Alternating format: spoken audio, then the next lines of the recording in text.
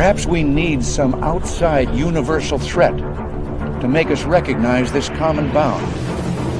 I occasionally think how quickly our differences worldwide would vanish if we were facing an alien threat from outside this world.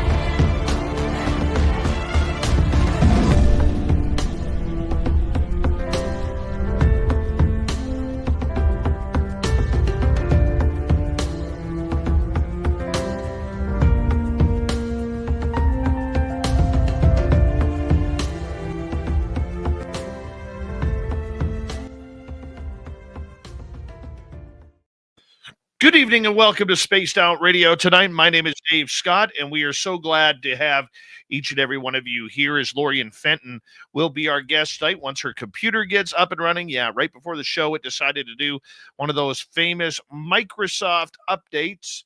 So we are just waiting for her. Dirty Filth is here with another crazy cartoon. And the best part about tonight, we have each and every one of you, including... let's see, Tim Mothman in his goatee with a gold medal tonight. Race Fan in the silver position. Robert Lamoth taking home the bronze medal tonight. Hi, Richard Minnick. How you doing? Bill Sardellis, good to see you. Kitty Cattywhack, JSCO. Rugged Source, how you all doing? Carol Lamario is here. Carol Lamario will be signing autographs after the show. Line up to the left of the studio if you don't mind. To the left of the studio. Yes, Lorien, I do have you. So... you just sit back and relax. Little Timmy James. How you doing, buddy? Good to see you. Ethanol, Frankie B, Hippie Deidre. And who's next? Karen in the Woo Train. Thank you all for coming on in. Lenda, thank you for joining us tonight as we continue on with our roll call. There's Walter Kochabinski. If you wave at Walter, he always waves back. Hi, Walter.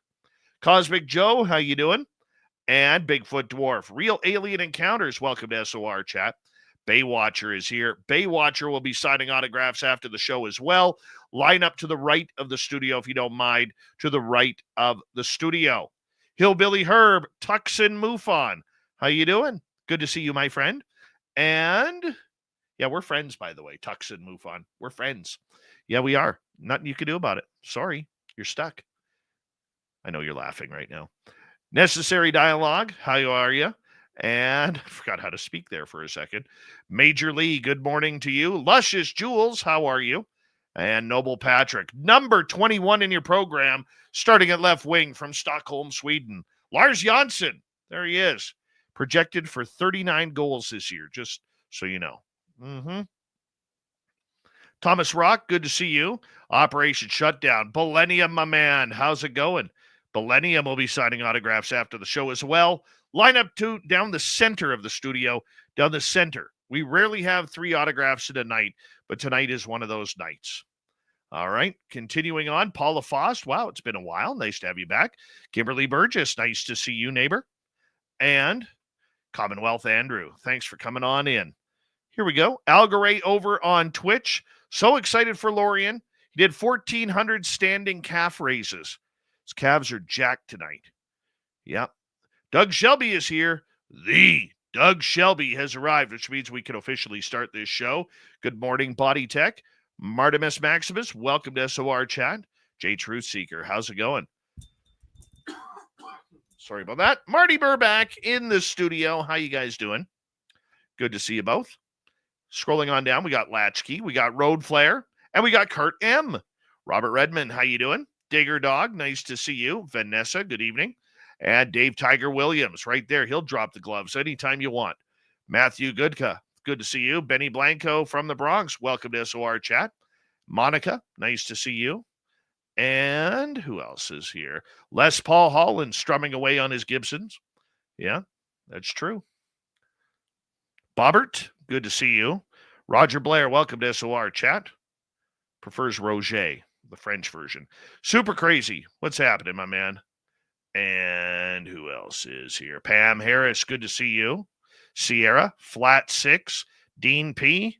Nice to have you all here. Hi, Susan Alloway. And we're caught up. Let's start this here.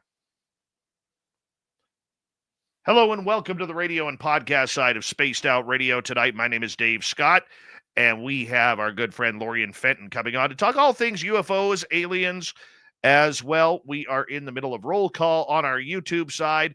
Driftwood, good to see you. Thanks for coming back. U-Talk, welcome to SOR chat.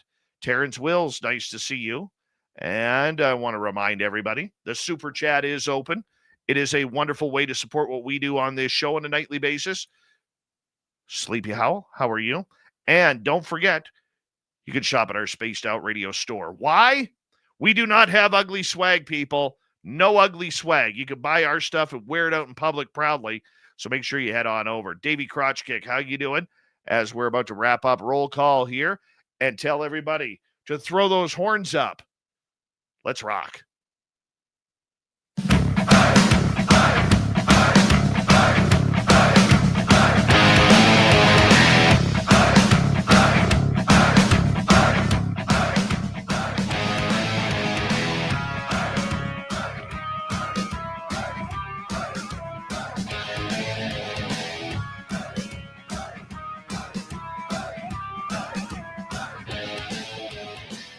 Mountains of central British Columbia, to you listening around the world. This, my friends, is Spaced Out Radio. I am your host, Dave Scott, sitting in the captain's chair of SOR headquarters. We welcome you to tonight's show on our terrestrial affiliates around North America, digitally on every major podcast network. Our website, spacedoutradio.com. We have a plethora of features for you. Rock out Bumblefoot, read the news wire, check out our swag as well. You can follow us on X at Spaced Out Radio, Instagram at Spaced Out Radio Show, and on Patreon in the Space Travelers Club. Tonight's show is brought to you by Jive Charities. Help make the world 10% happier by visiting Jive Charities today. You can find them on our website.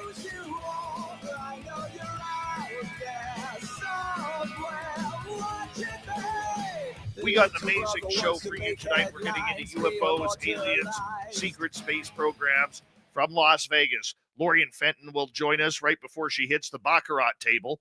Then in hour number 3, Swamp Dweller will kick off another spooky story.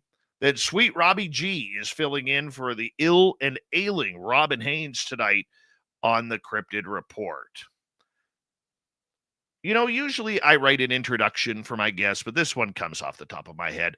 This is literally one of my true mentors in this field, and she hates it when I say that. She hates it. She shakes her head. She's like, "Shut up, Dave. Just keep quiet." But I don't really care. See, as the captain of this ship, I get to say what I want. I really do. Lorien Fenton is not only a longtime investigator of UFOs, extraterrestrials, conspiracy theories, secret space program, and whatever else is out there that's weird and strange, but she is also just one of the most amazing human beings I've ever met in this field. You know, a long time ago, as we are now 10 years into Spaced Out Radio, she actually took me under her wing, and in 2019, she invited me to UFO Con, a conference that she holds in San Francisco, to allow me to speak for the first time, and I did. I spoke, and it was just one of the most amazing experiences I have ever had about my experience as an abductee, as a journalist, as a contactee. And from then on, Lorien has always allowed me the opportunity to go back to San Francisco, whether it's to speak or whether it's to MC her event. And her new event is coming up this year, the first week of April, which I will be at, UFO Con. We're going to get more information from her. But one thing I love about Lorien is that she's real. She talks to people like they're human. She doesn't hold people too high or too low. She just is a constant. And with that, she has made a lot of friends. She has made a lot of enemies. But the one thing about her is that everybody can say is she's honest. She's honest as could be, because no matter what, she's going to tell you like it is. It's your choice whether or not you want to believe her. I believe her because she's one of these people who has no reason to make up anything about this field. And this is why I love having her on early on in the year. Lorien Fenton, it is always a pleasure to have you on Spaced Out Radio, my mentor, my friend. How are you? I'm great. Can you hear me okay? You sound beautiful. Oh, wonderful. Good, good, good. I wasn't sure if I was going to put on the headset, but I couldn't find it. So who knows? And guess what? The hairspray never made it in the luggage today either. So I'm kind of, Las Vegas hair where, it kind of gets staticky and sticks out funny. So there you go. But thank you for that great introduction. Oh, you're welcome. Every day is really Las Vegas here for me. I can tell you that. Oh, yeah. I'm so happy to be here. I haven't been here for, since August, which is a big withdrawal for me. I know it has been a withdrawal for me too. But I want to ask you, you have UFO Con 2025 coming up. You skipped the 2024 event due to just timing and issues and everything like that. That's okay. But you're bringing it back strong for 2025. And I want to say, on behalf of the Spaced Out Radio audience, thank you for once again including us in that event. Oh, yeah. You guys are amazing. We'd love to have you. We've already sold some tickets to Spaced Out Radio audience members, and I hope to sell a few more. But it would be great if you guys could come on down or come on over, come on up, depending on where you are in the world. We've actually had people as far away as Peru and Australia show up at our conference. And it's very interesting to me because you guys all know there's the big conferences out there. And I don't know. I don't know what to say. All I can tell you is this: you don't have to walk blocks and blocks to get to where you got to go. The bar is very close. Actually, we're at a new hotel. The bar isn't quite as close, but it's close enough. But you don't have to walk blocks and blocks in 110-degree heat to get to the next room. And we love that. And also, it's a little smaller crowd, and everybody knows each other. And here's something that I do that nobody else does: no panels, no Q&A. And everybody goes, "Lorien, why are you like that? We got to do that." I go, you don't need to do that. That's just a big waste of money and time and energy, because don't you want to get to know the speakers? So they're free. The minute they get off that stage or long before that, they're sitting there and they're with you, and they'll go to dinner with you. They'll, I put in my contracts that they have to be there for you. They can't leave the building. They can't go out and film for Ancient Aliens TV. They can't, they can't do whatever they want to do. They've got to sit there and talk to you guys. They're kind of captured, but it's okay. It's right. They love it. They absolutely love it. And you guys take them to lunch, dinner, or breakfast. They love that too. And they get to know everybody personally. They sell a lot of books, which they're always happy about. But unless you get to know the author, maybe there isn't a reason to buy their book, because maybe you don't know what they're all about. So we have a blast. We really do have fun. So, and that's the other part of it. One thing that you left out that I do want to get to here, and I think it's very important. Every other conference brings out the same names with the same speech every year. You don't do that. No, I don't. You are always shopping for that next story, that next researcher, that next person who is absolutely incredible speaking. And you know what? I have to say, that piece of advice is something that I helped formulate Spaced Out Radio with as I moved it along after I met you, because it's important to allow as many people as possible to talk about this with real stories, real research, and real phenomena activity.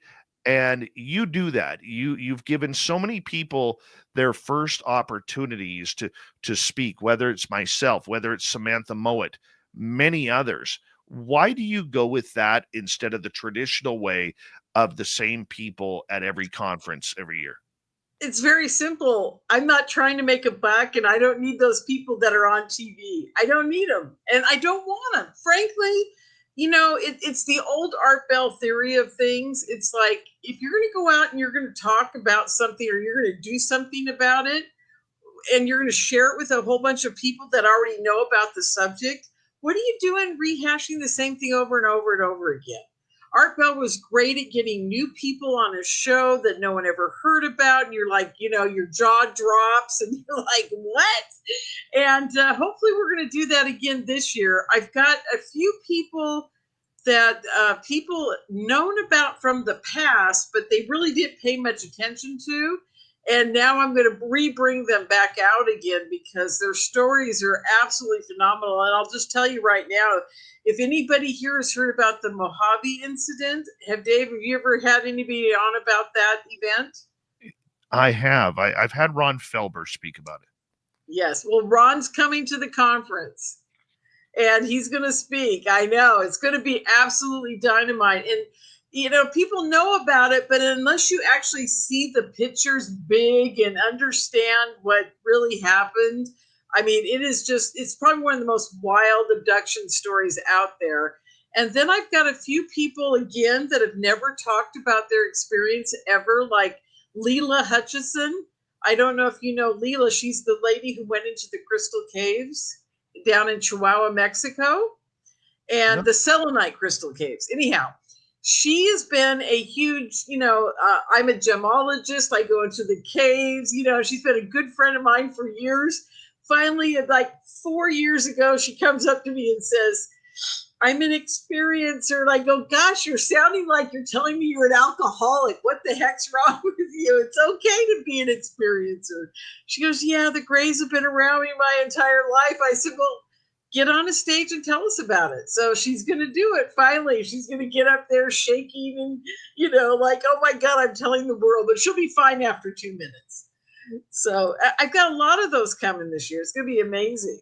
I don't know if I'm more excited to meet Ron Felber or see his mustache in person. I know. He's got the perfect mustache. He totally has the perfect Tom Selleck-like mustache. Totally. Yeah. I'm pumped up about that now. Yes, yeah. So Ron's going to be there, and I'm trying to talk to. I'm not going to tell you I'm trying to talk into being there, but it's going to be quite interesting. And then we've got some breaking news coming to our event, very similar to 2019 when I brought in, or Melinda Leslie and I did it together.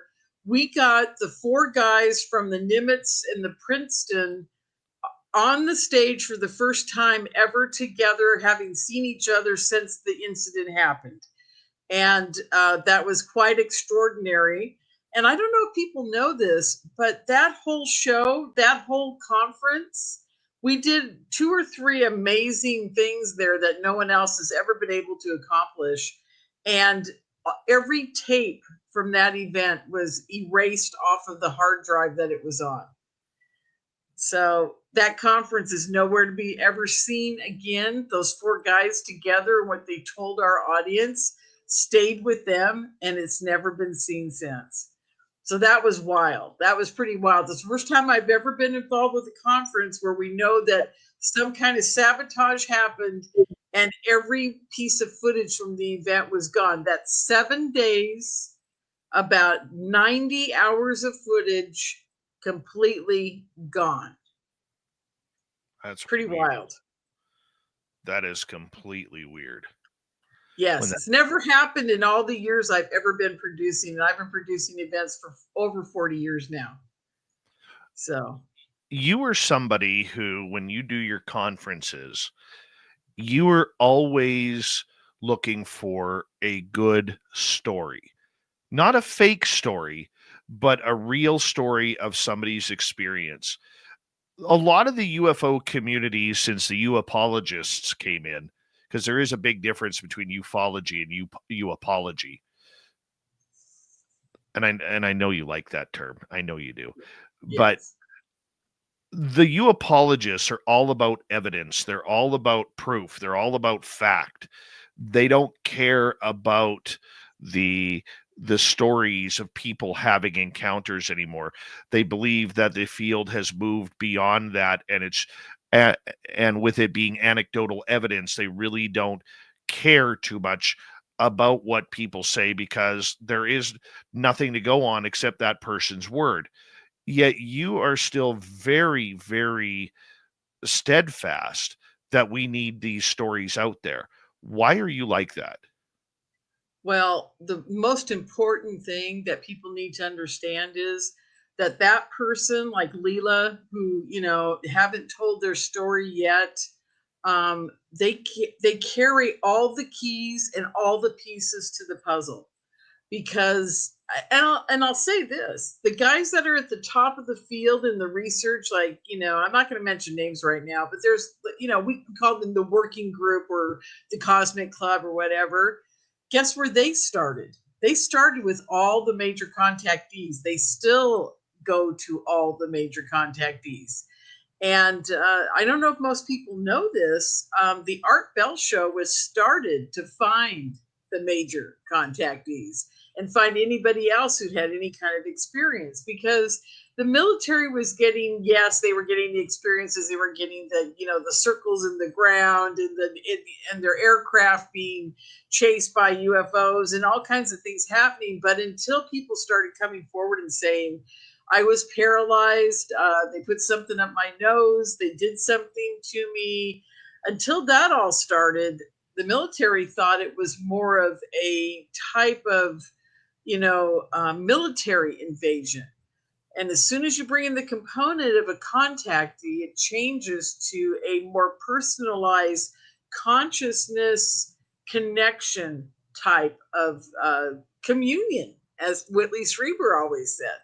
Because then we're dealing with other dimensional beings besides ourselves, not just a military piece of hardware, which is how they looked at it at the time. So, in my opinion, the stories of the contactees are the most important piece to the puzzle, because through them we learn that the ships themselves may actually be time portals. They may not be an actual ship. They may be a bubble in time space between dimensions that they can occupy, the aliens can occupy and bring us into it and work with us and deal with us, and then just pop back out of our dimension into another reality. So as soon as we started figuring that out through all the contactee stories, I think I have come to the conclusion, and most of the military people I talk to this day say, now we know there's other dimensional beings and there are other beings out there in other solar systems that are more humanoid type of things. Or they could be reptilians or grays or, whatever, but we definitely have other dimensional beings as well. So without the contactee stories, we would never figure that out. I agree with you on that. And, the one thing that many scientists even will say is that that are pro experiencer will tell you that they had no leads until the experiencers came out on where these situations were happening, what was happening to people saying that they have implants and then using themselves as guinea pigs for study to try and figure out the implants on it. Look at Dr. Roger Lear, for example, Gary Nolan. Rice University is doing that as well. I mean, we wouldn't have that if we didn't have these people. That's right. They're the key. I've always said that. I said that back when I was 14 years old. I didn't know that's what I was saying at the time, but I said it because I said to my family and everybody, of course, I'm still the black sheep in my family. I'm a big green alien to my family, but anyhow, I said to them, I said, are there other people like me? And they didn't know what I was talking about. And it took me years to find other people. Finally, when I was like 16 or 17, someone else I knew finally said to me, I think I'm seeing these ships. I think I'm seeing them. I was seeing them over the high school near my house. And this person told me, and they said, yeah, I saw it over the high school, just like you said, but I think they took me. And this was way long before Whitley Strieber's book came out.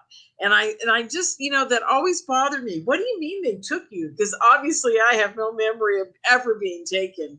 I'm sure I have been, but I don't go down that road. And so it was one of those triggers for me. It was kind of like, I think I'm onto the right path and I better stay there. I didn't go off on the whole, UFOs could be a military fighting object. Like, we got to be afraid of them. They're going to take us all out. It's not War of the Worlds. I never went down that path. I was never afraid. Never, ever afraid. It's like I've been fearless my whole life. And I give all credit to my ET buddies and angels and whatever. I want to ask you, and so we got about 4 minutes to go before we go to break here. And during the break, don't rush down to go to the baccarat table, because I'll never get you back. I'm just going to say that right now. I've seen it. I've seen you vicious at the baccarat table. I know what's going on. But are we ever going to have another Travis Walton or an Andreasen family or a Calvin Parker type story? Or are those days done? Well, those days are done in the sense that those people will never, like Whitley Strieber, the Andreasens, Travis, even Melinda, people like that, that were the big deal in the 70s, 80s, and 90s that are still alive, that are still talking. We're never going to have that again, because there is now this is where I go down a road that a lot of people don't agree with me on. I believe that there has been and always will be a psyop around different agencies to squelch the contactees from ever becoming a spokesperson for their abduction. Okay, again, I don't think they want that happening. They want to control the narrative, and they do a very good job of it. And I don't have a big problem with it, because I have a way to counterbalance it. Their narrative is Nick Pope gets to speak. Their narrative is Stephen Greer gets to speak. Their narrative is and so-and-so gets to speak. And they keep all of them. I mean, Greer goes off on crazy tangents, but he never gets to the point where he says, find people that are contactees and talk to them. He never says that. He talks about the hardware a lot nowadays. He talks about them visiting us and that he knows aliens are real. But hey, Bob Bigelow did that on 60 Minutes and it never changed a thing, not a thing. So it's like they've got us pretty well dampered down as far as ever letting somebody be a wild card and get out there and say, I'm going to be the spokesperson for this. And have you seen anybody come along at all the conferences? I haven't.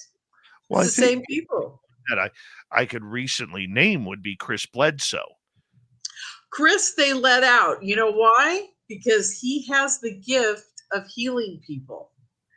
And he's equated his contact to a religious experience. In the end, if you get his book, it's all about the fact that God's involved. And I think they want that. If they're going to let anything out of the bag, they're going to let Chris out of the bag. I mean, they're not letting, to this day, I know 5 women that have had abduction experiences that are so far beyond Chris Bledsoe's experience, it would blow your mind. And I can tell you right now, I know the government knows about their experiences. And can they get on a stage and talk about what happened to them? They've had both horrific, horrible things happen to them. Plus, they've also had the white lady experience. I've had a pink lady experience. Am I ever going to get on a stage and get to talk about it? No, because I also have other insights into what happened to me, and I'm not sure that the military isn't part of it. So I don't think somebody's going to come along unless they like the outcome, they point that person into a direction, and also that person's a little controllable. That's my opinion. Well, Lorien, I think that's an excellent opinion. And when we come back, we're going to get into more of that type of topic, as well as where'd the UFOs go? It's all drones now. All we got is drones now. What happened? Exactly. That's what we need to solve. Lorien Fenton is here tonight, stepping away from the Baccarat table with Melinda Leslie to do this show on Spaced Out Radio because she loves us that much. We'll be right back for the next half hour of Spaced Out Radio with Lorien Fenton. Stay tuned, everybody.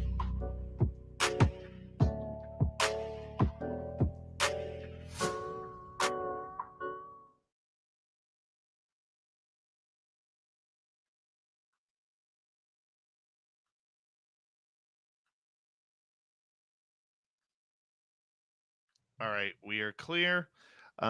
Jules, there is nobody in studio with me. The only people who are mic'd up is myself and Lorien. Dirty Phil's mic is muted. Hi, Leafy Nebula. How are you? And I have a question. yeah. What's wrong with Dirty Phil's wrist? Is there some kind of wristband thing, copper thing on your wrist there, Dirty Phil? This thing? Yeah. That's so I don't I'm all sweaty and gross. It's really hot because the missus was having a shower, so it's all condensation-y. It's so it doesn't smear the ink. Oh, I get it. Okay. I was worried about you. I thought maybe you had an accident and had to bandage up. Well, cats do try to kill me once in a while. I know. I was going to say, where are the cats? I don't see any paws in there trying to redraw for you. I don't see anything going on. There's absolutely no cats upstairs right now. Blob is on the couch downstairs. Everybody's all hunkered near the radiators to keep warm. Have you seen the book, How to Know When Your Cat's Going to Kill You, is plotting to kill you? Yes. I think I have a... I own that book. And I can't read what you're writing up there yet. Here, well, I'll zoom in here. Oh, there we go. Do you know how difficult it is to find nuts and bolts for UFO with all these drones flying around now? Too bad, pal. I know how to teleport. Isn't that the truth? That's what Sasquatch would say. He's like, I could teleport, buddy. Yeah, exactly. You know, and I think that's 90% of the deal that's going on with the UFOs, you know, is that they're just popping in and out of dimension. Do we get an angry cat alien in here somewhere? No space frogs this time. Oh, okay. All right. I love your work. Every time I'm on, there's something really fun going on. Oh, he's brilliant. Thanks, Lorien. Oh, I see. We got super stickers over here. They're not super chats. They're stickers. We get both. Oh, you get both. Okay. Yeah. Okay, cool. Yeah. Mike Blackwell sending over a carbon taxed Canadian super chat. We appreciate that. Lanita Brown, welcome to our chat. Hey, Rod, good to see you. What's going on with Trudeau? Is he really leaving? Yes. Oh, I love that big grin. There you go. March 9th, the dictator steps away. Oh, my God. Oh, yeah. Oh, the prayers helped. Amazing. Glad he's out. Yeah. Yeah, it's if Canada can get its act back together again, I'm moving to BC. You know, I have relatives in Calgary that'll sponsor me in a heartbeat. Morning, Ian. I would not move. If I were to move, I would not move to BC. I would move to Alberta. BC is beautiful. Except you have to realize Vancouver is the most expensive city in North America. I know. And the outlying areas. I'm living in the second most expensive area right now, so I think I can do it. Yeah. I really do. Well, I live in Surrey. That's where I want to move. No, you don't want to move. Jeez, don't do it. No, we like you. We like you. That's why. What's wrong with Surrey? Well, if you like, it's a long list. Really? If you like waking up to your vehicle being gone, if you oh my God. Well, I wanted to have a nice little ranch out there. Here's Tim James, our UFO guy. When you said No. Oh, okay, Tim. Well, you guys got to. Okay, where should I move if I want to get east of Vancouver, and have a couple of goats and horses and chickens And and. you come up to my area. Oh, it's too far, sweetie. I love your area, but if I got up there, I wouldn't be able to find my way back to the civilization. You go to a little town called Hope, British Columbia. Okay. Or you continue along the highway, Chilliwack, Agassiz. But I mean, finding a home there for if you're renting under $2,000 a month, $3,000 a month. Yeah. What about Chilliwack? Because I've been through Chilliwack. Chilliwack's nice. Yeah. Very nice. You'll hate the traffic though. Why? Is there sheep in the road? No, Chilliwack. I'll tell you after. Ask me in the next break. Okay. No.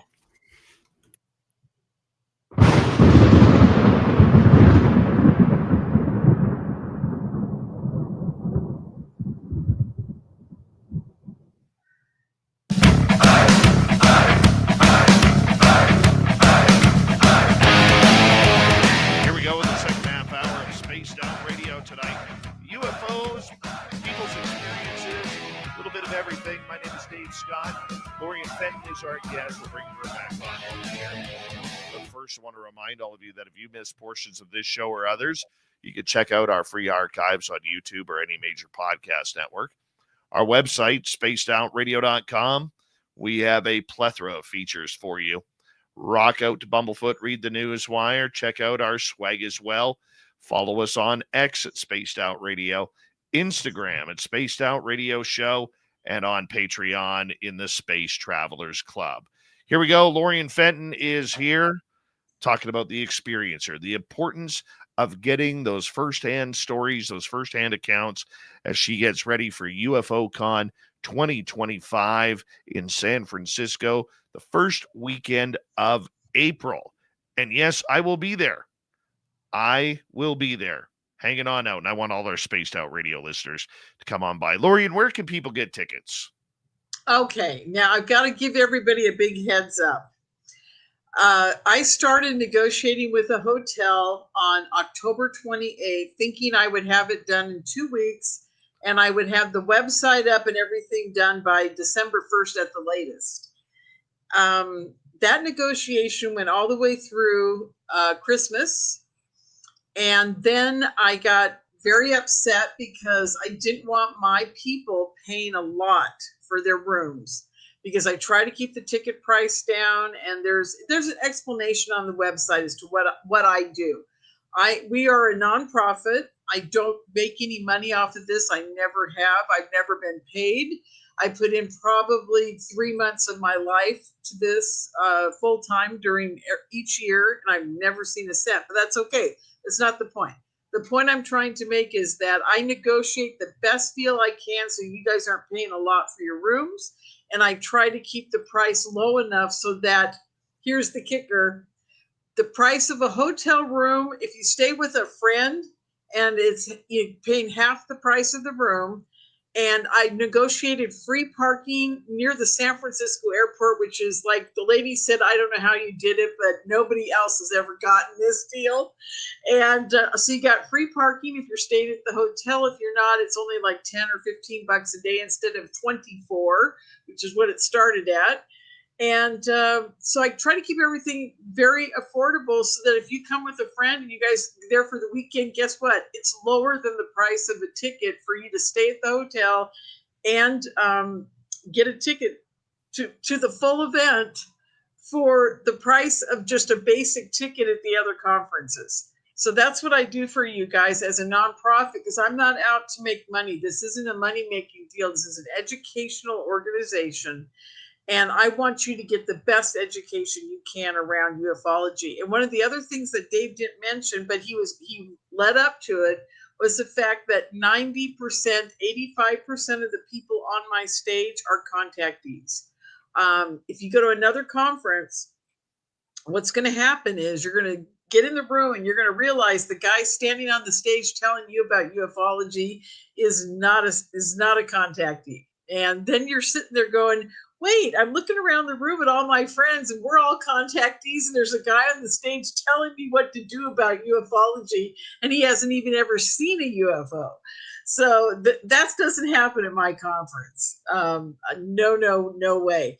And you know, the beautiful part about the people that come and tell their story, like, you remember Barbara Eberhardt, the older German lady who's now living back in Germany? Barbara, if you're listening, hi.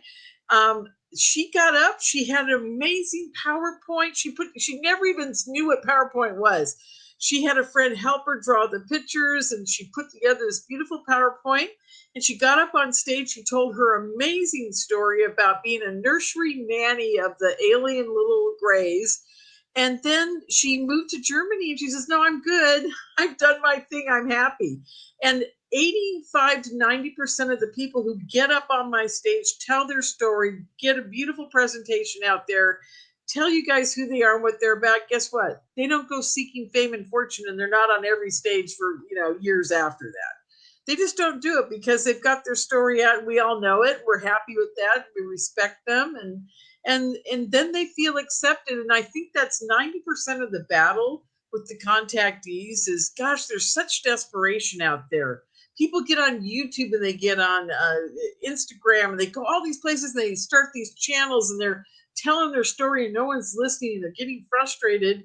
And it's because I think in a very subtle way, Google and all these places have some kind of filter out there where you think you're getting a lot of people watching you, but you may not. You may be throttled. I don't know what's going on, but I know for a fact that people come to me and go, I told my story to a gazillion people and no one knows who I am. And I said, I think that's because someone doesn't want your story out there, So anyhow, so back to the point about UFO Con 2025. You can buy tickets right now at UFOcon2025.com. Winnipeg, yay! But that's the only thing you can do up there right now. And I'm having trouble integrating some plugins in WordPress right now. So the ticketing is working. It just doesn't look pretty, and it's got some text up there that doesn't belong.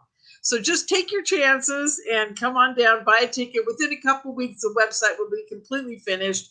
All the prices for everything besides the tickets will be up there. And guess what? I got you guys breakfast with your hotel room ticket too. So there you go. Nice. I shall eat fine dining. Very nice. I want to ask you, where'd all the UFOs go? Gosh, that's a good question. I when this whole drone thing started, I was like, what are they doing? Are they trying to get us to focus away from the UFOs? And I really think they are. I think that they don't want us paying attention to something that might be going on out there that is bigger, a very big UFO story.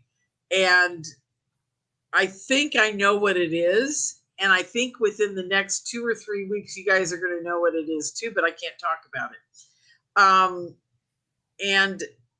These drones, again, I think they're part of a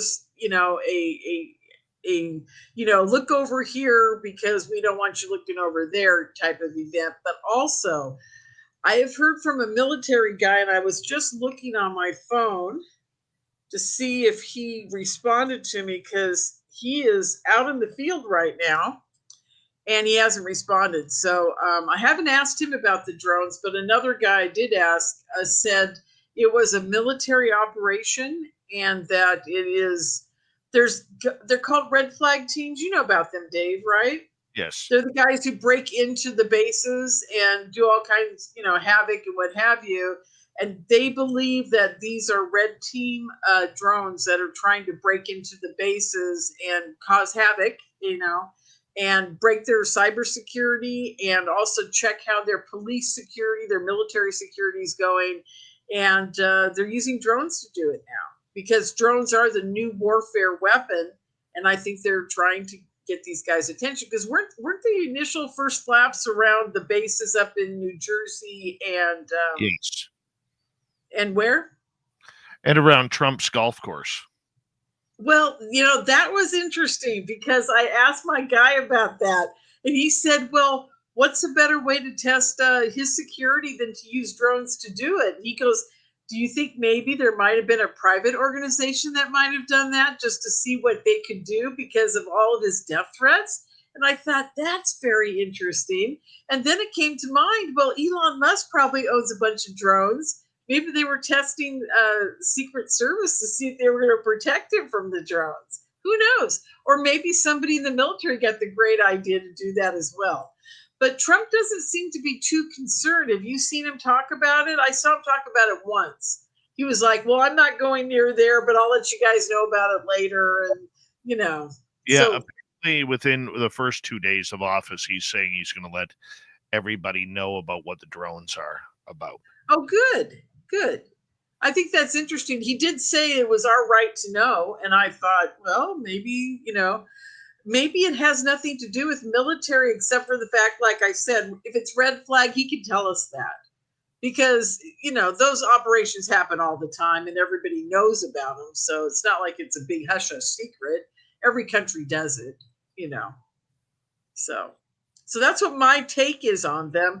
I'm not sure. I doubt they're alien. I really do. But we have had some very strange looking drones. They don't look anything like human made drones that come on down here. The ones that I've had testimony about look like octopus more than anything. They have strangly arms and kind of round tops, and they almost look like the drones in Star Wars, except for they got more tentacles coming out of them. I'm just curious, though, how we've gone from people claiming UFOs to now everything is a drone. Like, it doesn't matter what it is. I mean, you could see a 747, if they're still flying somewhere, flying through the sky, and people are claiming it's a drone. Everything's a drone now. I realize it's a catchword. I do get that. But I mean, at some point, we got to get back to UFOs, don't we? Well, we better. And after Trump tells everybody what has been really going on, I think we will. But like I said, I think this is just my gut feeling, and I haven't been wrong too many times. They've brought out the drone flap to start moving us away from, getting people to say, oh, that's just a drone, instead of reporting all these UFO sightings. Because I would probably guess that a third of them are actual UFOs, maybe less, maybe a quarter, I don't know. But what a great way to get people just to ignore it, I think you're onto something there, because one of the things that they've been trying to do for the last couple of years, but many people just won't shut up, people that they want to shut up, whether it's Congress or the Senate or whistleblowers coming out, whether it's David Grush or Lou Elizondo or whoever it may be. They are tired of this story. The military is tired of throwing up all of these cinder blocks to try and block this story, with ufology getting around it each and every time. And I think you might actually be onto something there, because if they can convince the mass public and the media that these are all drones, then people are going to stop looking up and they're going to get back to staring down at their phone. Absolutely. Absolutely. And I just got to say one thing in here. Go Sharks. Biofuel Brad, go Sharks. Okay. I will bring my hockey stick. Okay. I think you're onto it too. I think it's very important that people understand that there is actually a whole group of people in a alphabet agency that their whole job is to make us all think that UFOs are not real. That is their job. I don't care what anybody says. I know this is a fact. And they all say, Lorien, you don't know what you're talking about. And I do know what I'm talking about. There's a whole group of people being paid to figure out a way to make you not see those UFOs, to make you think, oh my God, it's something else. Oh my God, it's swamp gas. Okay, let's go back to that. How long have they been doing this? It goes all the way back to Paul Hynek's dad, J. Allen Hynek. They did want the public to start knowing the truth. And what's the best way to hide the truth? In plain sight and call it something else. And nothing's changed, Dave.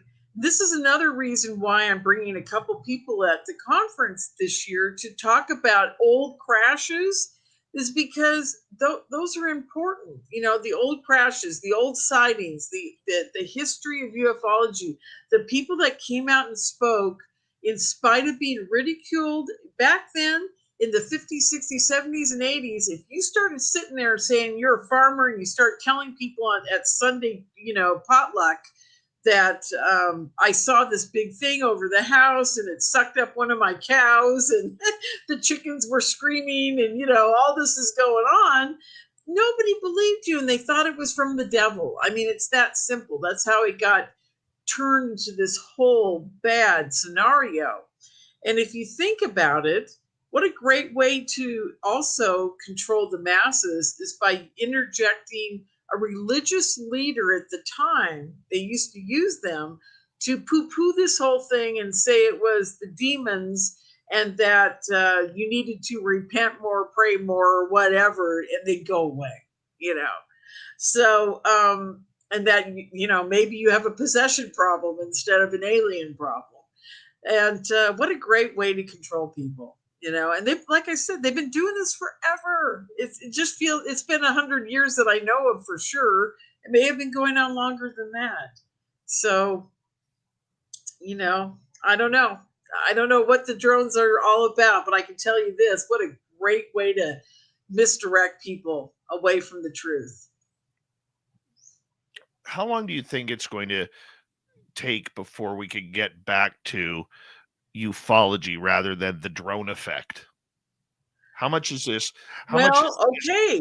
Changed the landscape? We had this discussion back with the whole disclosure flap. Okay, I just got through giving a presentation myself that blew people away, but it's not for the faint of heart because I got a whole bunch of people really thinking about what's going on out there.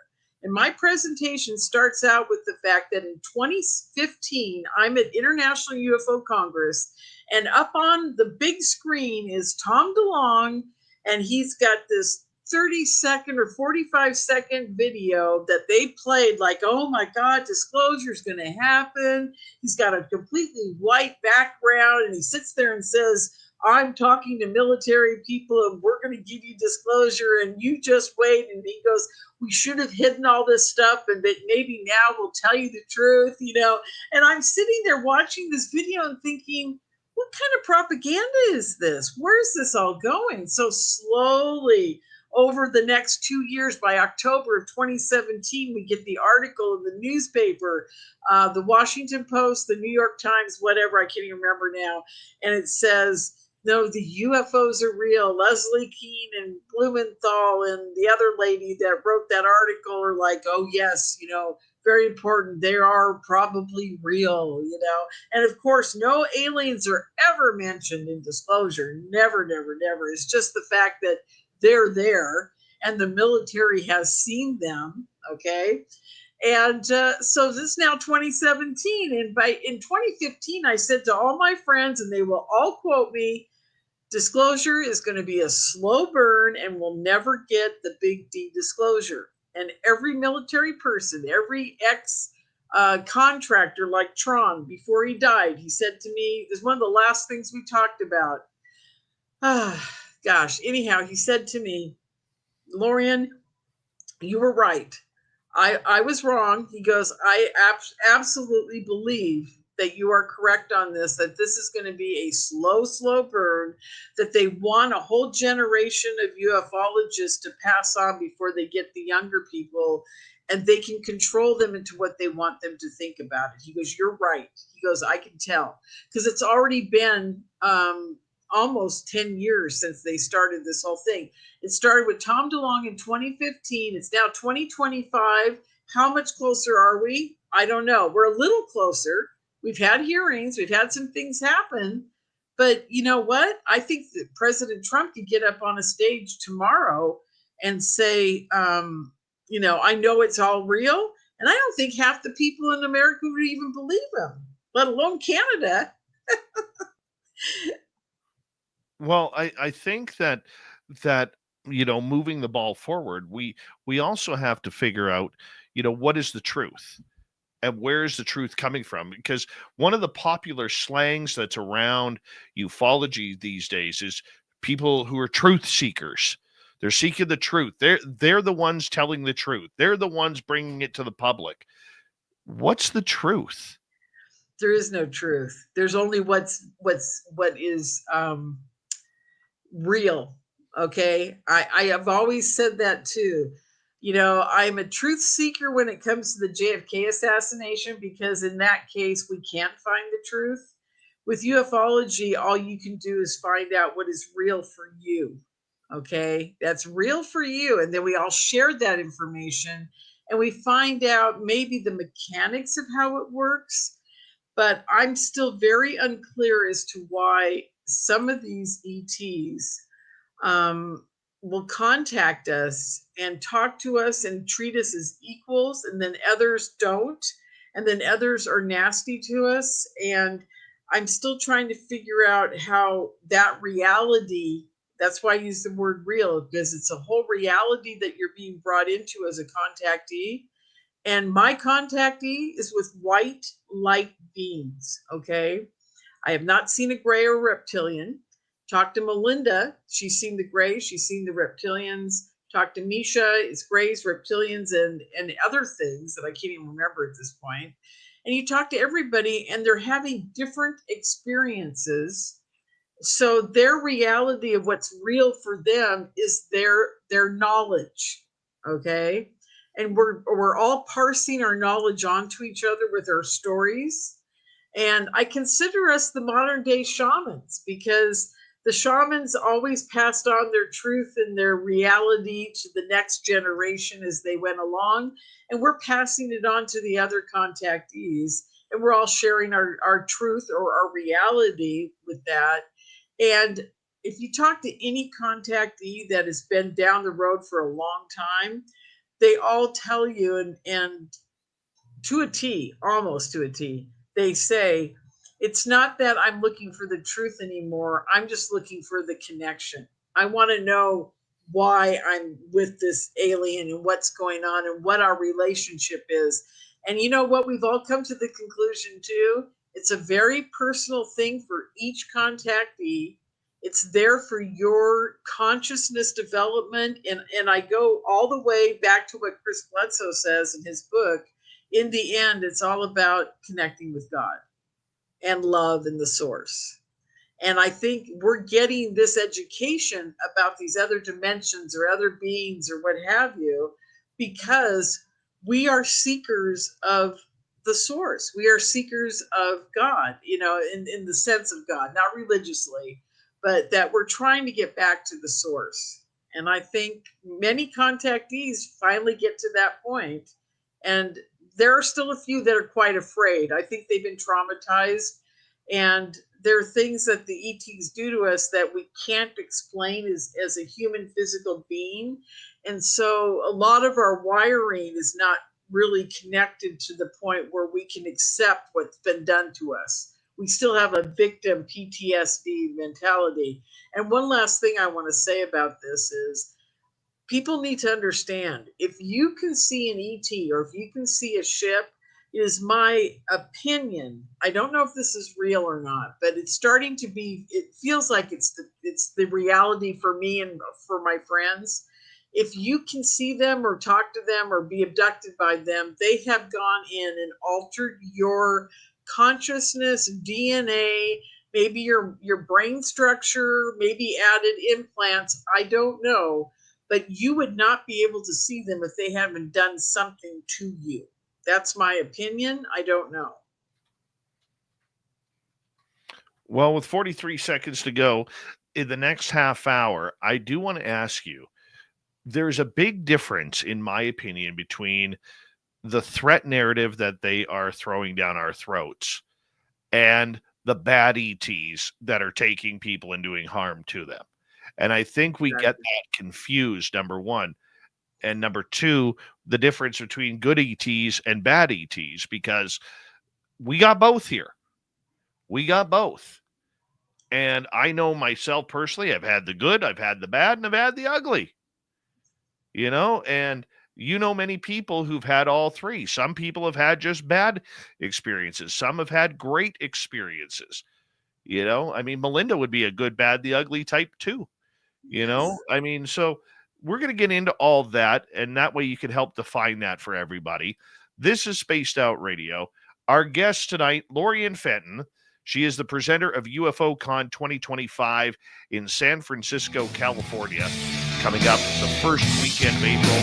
I will be there. Many Spaced Out Radio listeners will be there as well. So make sure you check on out. We'll be back with Lorien for our great. This is Spaced Out Radio with host Dave Scott.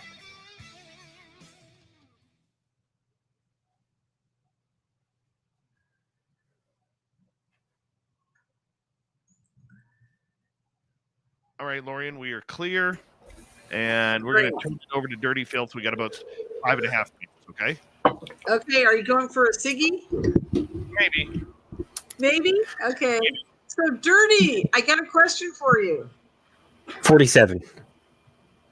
47? No, it's 42. No, okay. What is that ham bone this guy's eating here? Your Bigfoot guy. He's having a turkey leg. Oh, it's a turkey leg. I was going to say chicken wing, chicken leg. I don't know what this thing was. Okay. So he goes to the turkey. Yeah, he gets a discount when he goes to the local pub. Okay. They always stock turkey legs for him. Yeah, because I thought they just ate fruit and vegetables. Actually, he usually steals too, Saskatoon berry pies. Exactly. There you go. So, how much time do we have before we come back? Well, 5 minutes or so. Enough time to make a tea. Yeah, I was just thinking maybe I'll go refresh my hair if I can figure out what to do with it. It's so far beyond me fixing it. Okay. Anyhow, well, thank you for that. I wanted to know what he was eating. No humans, I promise. Maybe skunk cake, but not Sasquatch. He's a good guy. Yeah. Yeah. Hey, wait, check this out. Character. He's pretty cool. I drew Jim Goodall last night. Was Jim on last night? Yeah. Oh, I gotta call him. I really need to talk to him. Let your old pal take the UFO for a quick spin. I really can't afford to get fired. So he was telling you a story about Area 51, wasn't he? He covered a lot of bases last night. Oh, did he? Okay, because his story with John Lear and Bob Lazar out in the base is a killer funny story. Yeah, he's a good guy. I'll let you go get your hair fixed. Yeah, okay. I know there's a way to turn this camera off for a minute. Okay, I'll be back. Okay. I don't have that problem because I'm bald. My shiny chrome dome. Except in the summertime, you get burnt skull. It kind of hurts a little bit. Hello, everybody. I hope you're having a good night. I just figured this would be a hilarious cartoon. I was actually thinking about it the other day because all these drones and everything. I mean, what are the nuts and bolts UFOs going to fly around? How are they going to repair their stuff? All you do is you go to the shop now and sorry, buddy, we don't sell those, particle accelerators or whatever. They don't use element 115 anymore. They just use dark matter or something to fly their drones. I don't know. I'm not an expert.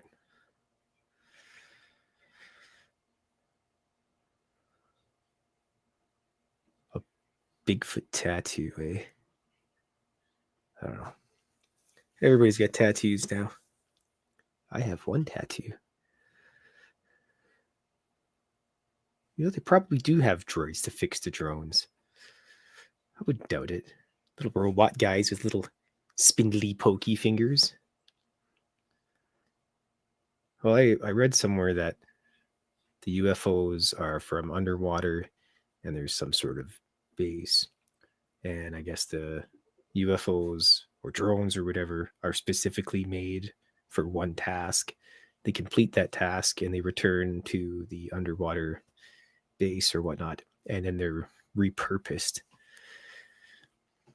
I think that kind of makes some sense. I forget which show it was.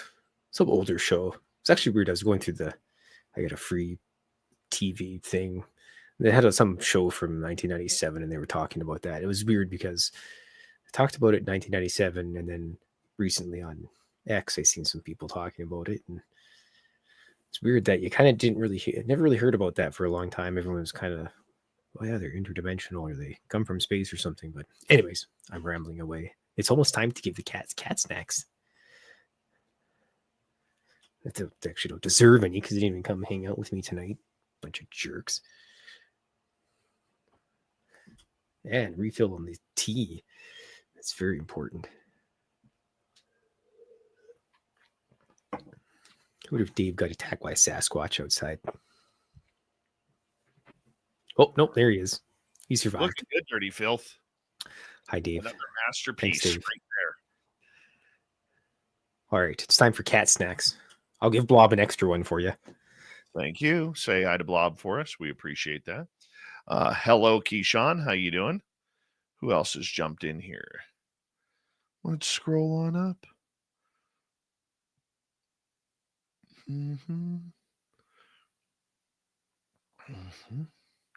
Mark Sanchez and his collection of Hawaiian shirts are here. Let's see. All right, 30 seconds. Thank you to our lone super chatter, Mike Bothwell, tonight. Greatly appreciate the love and support, Mike. Thank you very, very much. Luna, how you doing? SOR will be at UFO Con 2025. Yes, I will be one of the MCs there this year. It's going to be so much fun.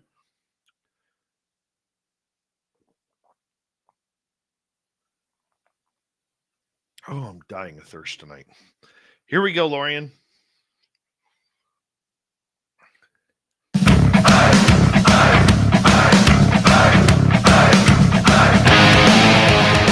Hello and welcome back to hour number 2 of Spaced Out Radio tonight. What's the difference between good and we will get to that momentarily. My name is Dave Scott, our guest tonight, Lorien Fenton, and we will get to Lorien here in just a moment. I want to say hello to everyone listening in on our terrestrial affiliates around North America, digitally on every major podcast network. Our website, spacedoutradio.com, we have a plethora of features for you. Rock out to Bumblefoot, read the news wire, check out our swag as well. Follow us on X at Spaced Out Radio, Instagram at Spaced Out Radio Show, and on Patreon in the Space Travelers Club. The Desert Clam has set the password for tonight in the SOR Space Travelers Club. Harmonograph. Harmonograph is your password. Use it wisely, Space Travelers, as the Clam sets the password each and every night right here on Spaced Out Radio. From UFO Con 2025, the first weekend of April in San Francisco, California, Lorien Fenton is here, and she is literally one of the best when it comes to breaking down all things extraterrestrial and ufological. Not for the UApologists, but for the ufologists. Lorien, welcome back. We appreciate you. We'll get you to unmute your microphone if you don't mind. And here we go. So, well, I'm happy to be here, Dave. I forgot to thank you.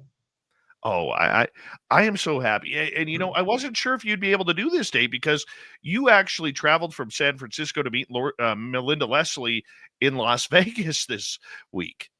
That's right. We were going to be here last week, but they had a big convention. They had no room for us at the inn. So we came on in this week, and this is our annual, we meet up for Christmas in January every year. And we exchange gifts, and we have dinner, and we have fun, and we gamble. And then I do a little work because I'm usually picking up a hotel here or there. I got a little secret to tell everybody is I'm working on a big conference, but it has nothing to do with ufology. It's about assassinations and murder. It's called Assassination Murder Con, and hopefully it'll be coming to everybody in 2026 in Las Vegas. So I'm working on that right now. We're just getting the roots to start growing. So be huge. It'll be JFK, RFK, MLK, Elvis, Diana, everybody and anybody who's been murdered or assassinated will be represented at this conference. Oh my. Sounds like we're in Vegas. Well, that's what we're working on this week. I'm looking at 3 different hotels. Make sure you let us know. I will, of course. We'll have to bring you on for that. That would be fun. You have dealt with alien abductees, contactees for the better part of 20 plus years now. You've heard the good stories, you've heard the bad stories, you've heard the ugly stories of abduction and contact. Yet the government continues to spin this threat narrative, not about the aliens themselves, but about the UFOs, the UAP, the drones, and everything that we should be fearful of. We see groups jumping up saying, we got to protect our skies from these anomalous objects because eventually they're going to start killing people. And we see it all the time. Lorien, what is the difference between the threat narrative that we are hearing through the government and the idea of extraterrestrial contact threat? Well, this is the biggest problem, and I put a big quote, air quotes around the word problem that we've got in ufology.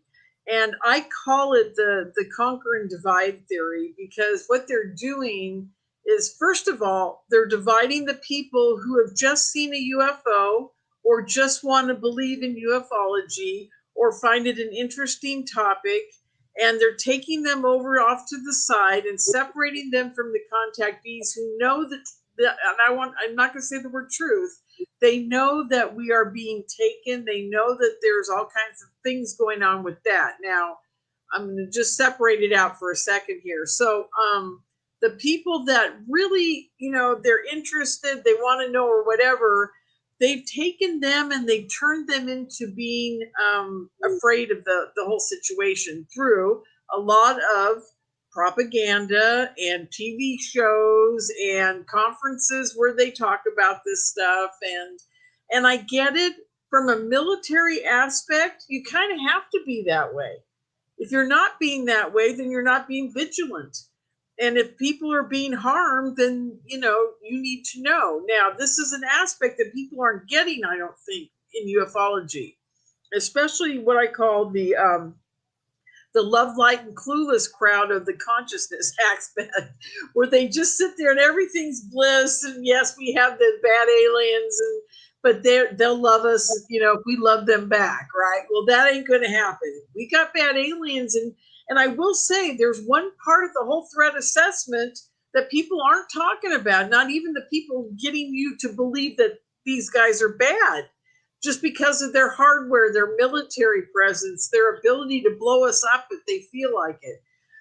It's the fact that there have been many reports of people being abducted and harmed. And I will not say that they were killed on purpose, because I don't know for a fact.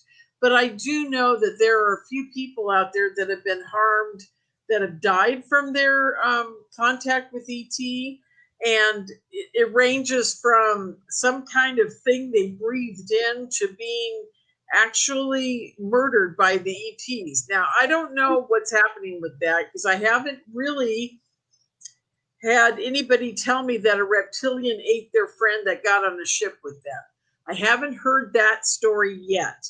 I'm waiting for it, because I'm not ruling it out. It still is on my list of bad things that can happen on a UFO. But, it's kind of like a bad documentary film of, vacation.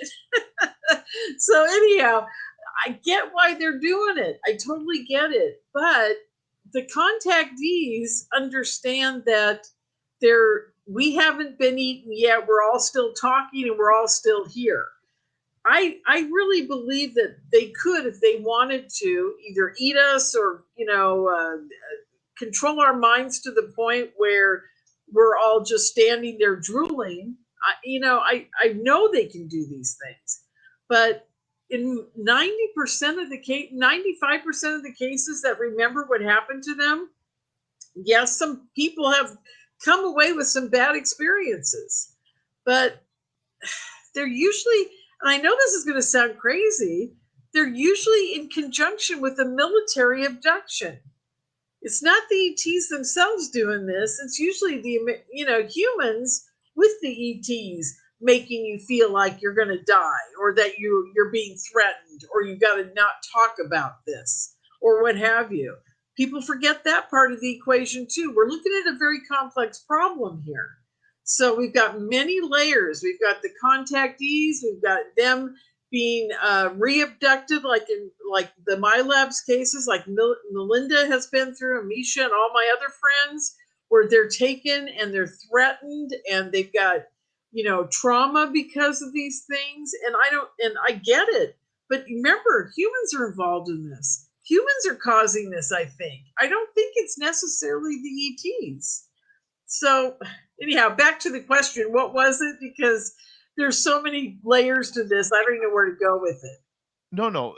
The question was, we have this government threat narrative that all of these UAPs are dangerous and bad, and we need to figure out what they are and where they're coming from, and potentially shoot them down, comparatively to people who have contact of the good, bad, and ugly. I think there's a big difference between, like I've always driven, let me add to that. I've always driven the cause the last couple of years that UAP means man-made objects. It's not UFO.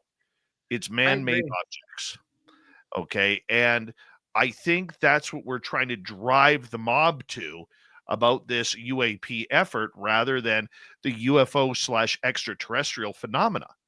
And there's a big difference between the two. And I'm curious about the danger side of ET contact compared to the threat narrative side that the government is putting out.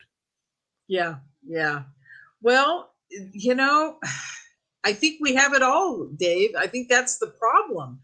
And I think the government, these guys that have been in PSYOPs for all these years, they know that too. They know we've got all of it. They control all the layers. They control how we perceive it. One of the things that's happening is, I love your show. You know why I love your show? Because you're doing this kind of communication with me, with like Jim Goodall was on last night. You got amazing information out of him. There are amazing people that come on your show and they tell you their truth, their reality, their story. Okay. And then you get back to these podcasters that are out there now. Oh my God. I just started listening again. I took a big break because I got too overloaded during COVID and all that stuff, with all the new podcasters out there talking ufology. Okay.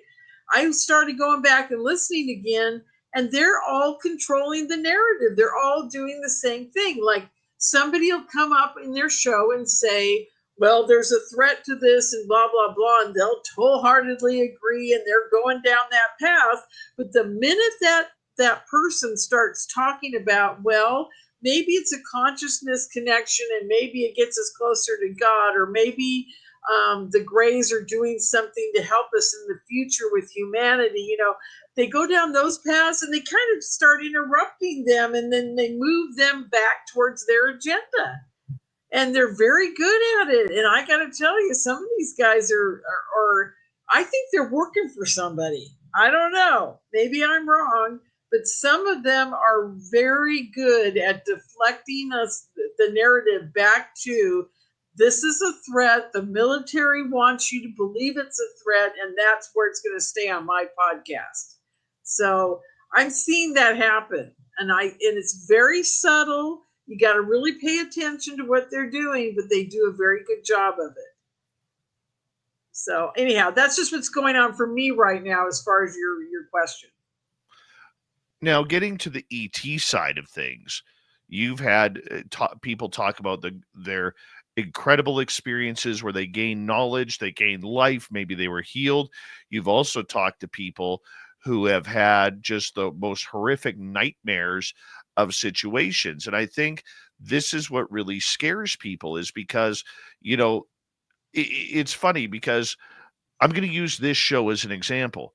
If I were to do a show, a religious show about, let's say, Jesus, God, the Bible, people will tune out.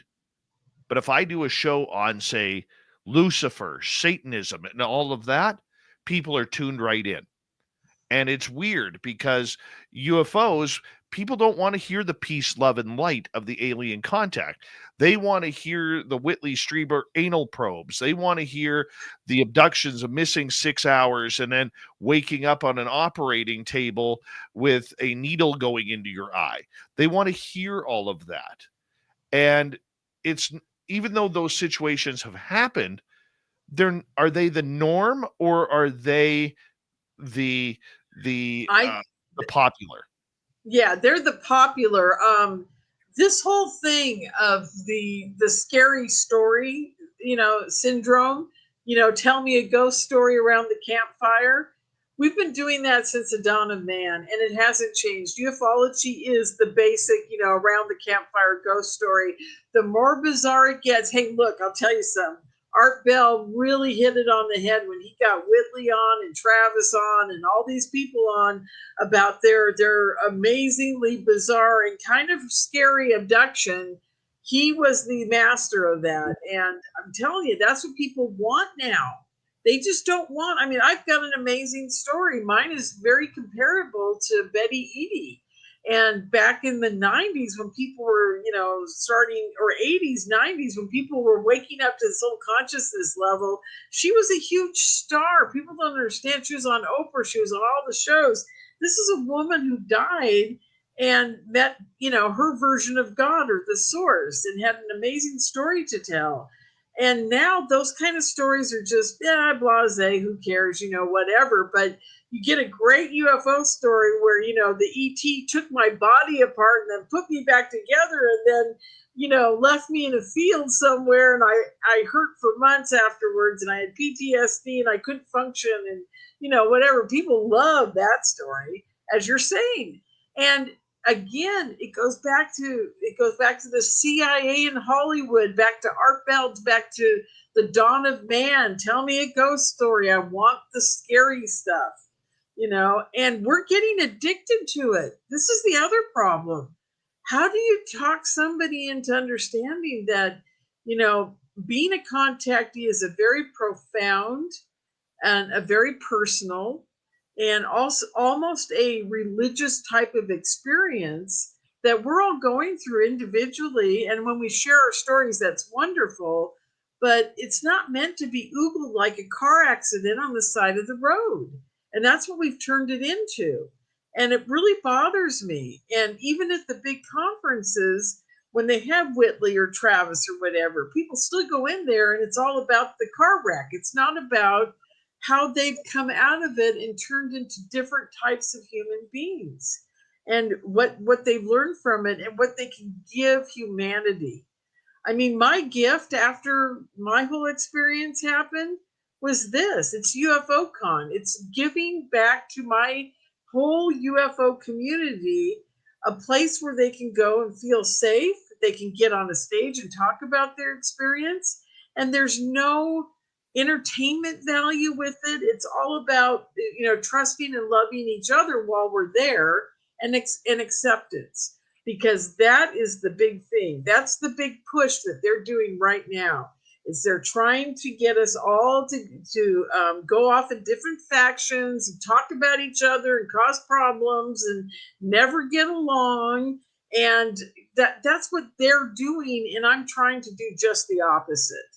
And that's my mission here. I know it. I know it for a fact. I'm trying to bring everybody together to understand that this is more of a personal experience that you're sharing with other people. It goes more along the lines of maybe almost a religion in a weird way, but not that, not as much that, but more like that we're all in this together, and that we need to support each other. This is what they don't want. They don't want us getting together and supporting each other. I know I'm kind of not answering your question, but I'm No, trying to. no, but I think you are, because I think there is so much to this, and until people realize that disclosure, and it sounds like a cop out answer, but I really do believe that disclosure and the phenomena is not a a subject that just has a generalized answer. I That's right. think the phenomena and disclosure is personal. I've That's had right. my personal disclosure, you have had yours, other experiencers have had theirs. But I guess the question that I have for you to follow up with that is, we got about 4.5 minutes to go here. How come the phenomena treats some people very well, others maybe down the middle, and others not so well?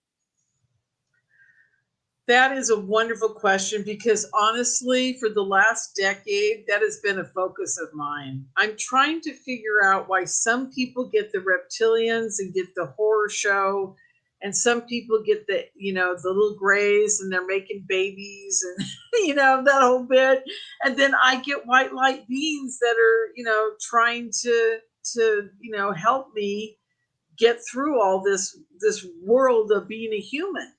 And I gotta say, I really think it comes down to how deep your faith is in the source. I know that's going to sound corny, and you know, but the time that I had my most experiences was a time that I was getting very religious all of a sudden because I had put on 3 mind control conferences.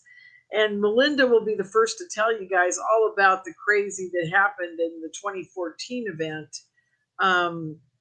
But there's just so many things that happened to me around that I was marked for death by the alphabet agencies. And there at one point, and I think I've told this story before on this show, I was looking for bombs under my car. And I had people surveilling my house. I had black helicopters over my house. I had all kinds of crazy stuff going on. And I realized that I was living out a lot of what Carla Turner went through when she started exposing the reptilians. And there were a lot of things happening because the mind control conference was in many ways, was about the whole connection to ETs and their mind control over us. That's how I met Melinda and Misha. I don't think I met them before that, but that's when they first made that connection themselves, is about the mind control aspect of the ET phenomena. And that's another whole show all into itself, because I'm telling you folks, and maybe we'll tell the story about the movie, but the point is, mind control really is the bottom line to everything. It's what the military is doing to us. It's what the ETs are doing to us. It's what everybody's doing. So back to your question about why is everybody having a different experience? At one point, right when all this was happening to me, I literally said to God that I would die for him. And I meant it because I'd been going through hell. And at that point in time, everything changed for me. It completely did a 180, and I was able to have communication with my ETs on a daily basis. They help me through everything. They help me make decisions in life, where I go and what I do. And you know why? Because I'm serving the source now instead of serving Lorien. And I know that's probably not answering your question, but I think that the people that are having the bad experience may not have gotten to that point yet. Maybe they're still at the point I was after those mind control conferences, where I was being harassed and basically intimidated and abducted, and very strange things were going on. And I'm talking military abduction. I'm not talking ET abduction. And so I think that there comes a point within everybody's experience with ET that you stop being afraid and you realize that you're not in control of anything. You're absolutely not in control of Jack. And then you better talk to the source and ask him to help you with your interfacing with whatever is with you. And I believe that the source will answer. I absolutely believe that. I know it answered for me. I know that it answered for Chris Bledsoe. I know it's answered for quite a few people. If you talk to some of the major contactees that have gone through some really, I'm looking at her face, but I can't think of her name. She was at our conference a couple of years ago. Hold that thought. I'm going to let you Yeah. think of the name. We're going to go to break, and when we return, more about ET contact with Lorien Fenton.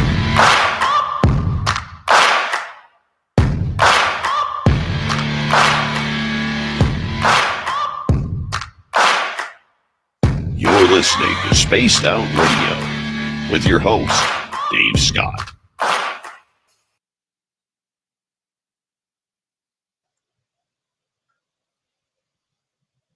All right, we are clear. Boy, I'm very convoluted tonight, but I haven't had any sleep. You're in Vegas. You should be convoluted. Oh God.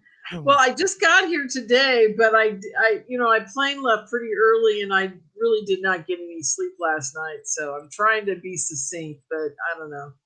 We'll see. We'll see if I make it. Are we going all 3 hours tonight, or do you have a report at 11:30? If you want to go the full 3, you can with us if you want. If you don't, we can shut you down after the next half hour. Yeah, I might do that if it's okay with you. It doesn't matter. I can sit here. It's fine. Melinda's not even here yet. You're going to be going until like 7 in the morning. I know. She hasn't showed up. As soon as she gets here, then we're hitting the tables, man. I'm telling you. My Sharks, they're not doing well at all, but we've got some cute little young players that are doing really good. CC and Smith, have you seen them? Well, Macklin Celebrini's having a good rookie year. Oh, yeah, Celebrini too. Yeah. He's doing great. You got some good players coming. Yeah, we do. I think in a couple of years, we might be heading for a cup. You need some defensemen, though. I know. Don't even get me started. I'd be a better defenseman than a couple of them. They're really good-looking dudes, but man, I don't know what they're doing out there. They're watching the puck go by instead of the man. Well, that's because last year they completely gutted the team on a rebuild, and they just started rebuilding this year. So I think you'll be all right in a few years. I think so too. We got to get back to the level we were at. Yeah, what's going on with the stuffed animal collection? It's starting to grow. Well, this one I had one of my listeners send to me. Oh, that's really cute. Very cute. Very cute. I love it. And then I got my gnome here. Yes, I love him.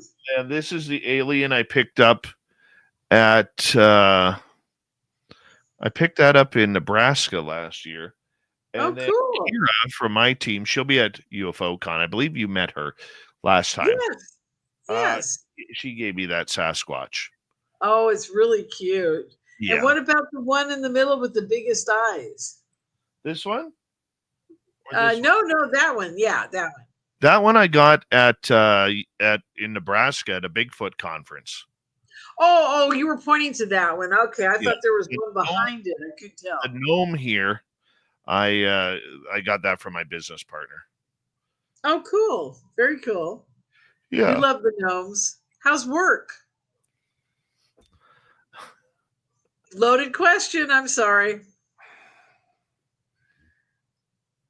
I'm so happy to go back tomorrow.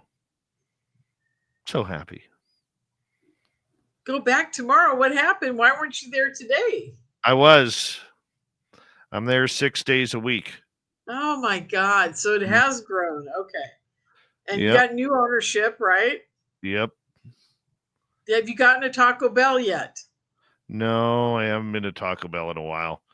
Oh man. Okay. That's the first thing we're going to do on Friday at the speakers meet and greet at 4:00. We're going to order out a huge swath of Taco Bell. Well, I bought last time. I know, but we're going to at the meet and greet, we're just going to get like a giant, Uber order of Taco Bell, and everybody's going to have some. My mouth is watering as we speak. So, what's your have you seen the new Cantina menu? No, don't care. I am just order it. Just order it. You don't care what it is. Don't care. They're having throwback 80s Taco Bell. It's really interesting. That's very yummy. Excuse me. We got about a minute to go. Oh Okay. man. I will pound that. Larry Bonds, the home run king. How you doing? No steroids there.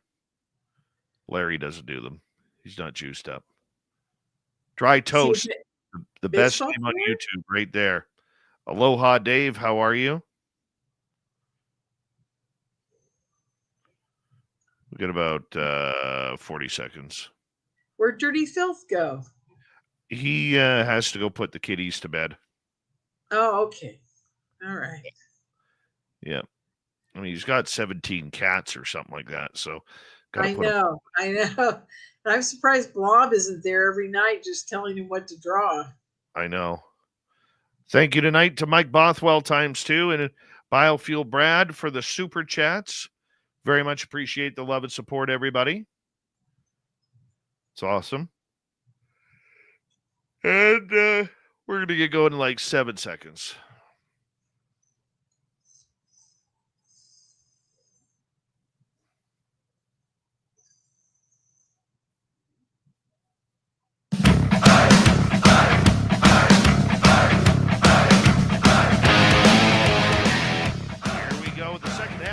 Spaced Out Radio tonight. Good to have you with us. My name is Dave Scott. The ET Conversation with Lorien Fenton will continue momentarily. But first, reminder to all of you that if you missed portions of this show or others, you can check out our free archives on YouTube or any major podcast network. Our website, spacedoutradio.com. We have a plethora of features for you. Rock out to Bumblefoot, read the news wire, check out our swag as well. Follow us on X at Spaced Out Radio, Instagram at Spaced Out Radio Show, and on Patreon in the Space Travelers Club.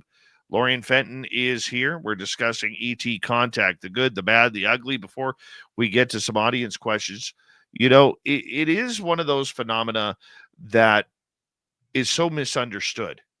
It's still really a taboo subject, even in the UFO world. Do you see the so-called professionals who are looking into this finally getting into ET contact, Lorien? Well, no, they've been into ET contact all along. Back in 1982, when that first meeting happened at Denny's in El Segundo or somewhere where it happened in LA, when the first 4 or 5 guys got together and crowned themselves the guys that are going to manage ET, and they had positions within the military and the secret, alphabet agencies, so they could crown themselves these guys, and they have been pretty much controlling the narrative and telling us what we can and cannot know ever since then, and so pretty much, we're not getting the whole story from anybody. We're just getting what they're allowing us to have at this point. And it's been that way since the beginning. In my presentation that I give, thanks to Melinda and a couple other friends of ours and myself, we have a whole chart of who's been in charge of controlling the ET narrative since 1982. And what's so interesting is most of these players are the same people that have been there since the beginning. And as scientists or people that are in the know about the contactees, going back to your question, they believe the contactees, they study us. Kit Green, for example, you know all about what Kit did and what Gary's done. Gary studied the brain and found out about the white matter in there, and that may be a big reason the contactees have a connection with ET. And Kit Green has been going along from Melinda and Travis and Whitley and everybody else over the years that is a major contactee. He has had an EEG done on them. He's had blood samples taken. He's done some DNA work on all of them to find out their heritage, their DNA, if they've got any DNA structure that's different than most people out there, if they've got Neanderthal in them, blah, blah. What I have figured out over the years from talking to some of these people is that most of them are one or two cultures mixed together, and that's it. And some of them are mainly just all one culture. Many of them are like 3/4 French and 1/4 American Indian, because the French came over when their ancestors came over and were trapping and marrying Indian women. And a lot are Scotch and Irish. And I'm half Italian and half Scotch and Irish. So if you look at these heritages, most of these people that are contactees, and these guys know it. They know it, especially American Indian. They're really fascinated by American Indians and the Irish. And they love people that are half Irish and half American Indian. They go after them like you wouldn't even believe. Anyhow, point to all this is there is definitely a genetics piece involved into this. And these guys have been studying that for a long time. And of course, they know what's going on with us. They study us like lab rats. And what's so funny about the whole thing is they still haven't gotten to the point where they've said there's much more to this than just the physical stuff that's going on with us, that there is a huge consciousness aspect. And I believe that Gary Nolan is onto that. And that's what his soul group, I believe, is going to find out as they move along the road of, ET disclosure is what they're trying to do. So anyhow. Well, I think that's a good way to put it.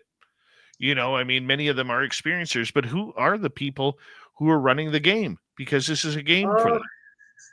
Well, I wish I had my chart in front of me. I could give you the whole list. Sadly, a lot of them have died, and there are some new people playing the game. We only went up to 2013 because or 2014, because at that point, the people that were running this show, running the game, changed into the Lou Elizondos and the Chris Mellons and the, Steve Justice. Also still involved are probably Colonel John Alexander in that ilk. And so we've got quite a few crossover people from different agencies. And even on the fringes of all this, we can throw in Richard Doty. Because this is, like I said, this has been going on for a long time with the same people. There are some young people, though, that are involved in this whole new disclosure game that's going on with them.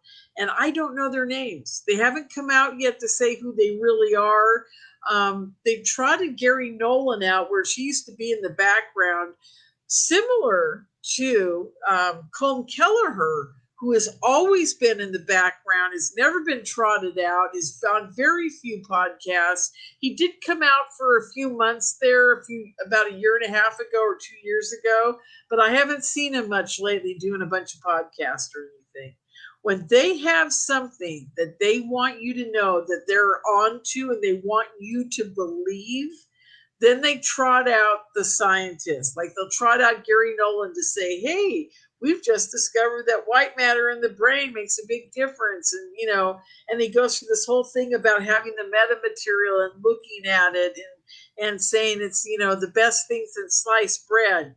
What they're not telling you is that the one thing that bothers them the most, that they cannot figure out what to do about it, because we have no way to do this, is the fact that every atom within the structure of, every atom within the structure of these ships has so much space between the neutrons, protons, and electrons that it's incompatible with our reality.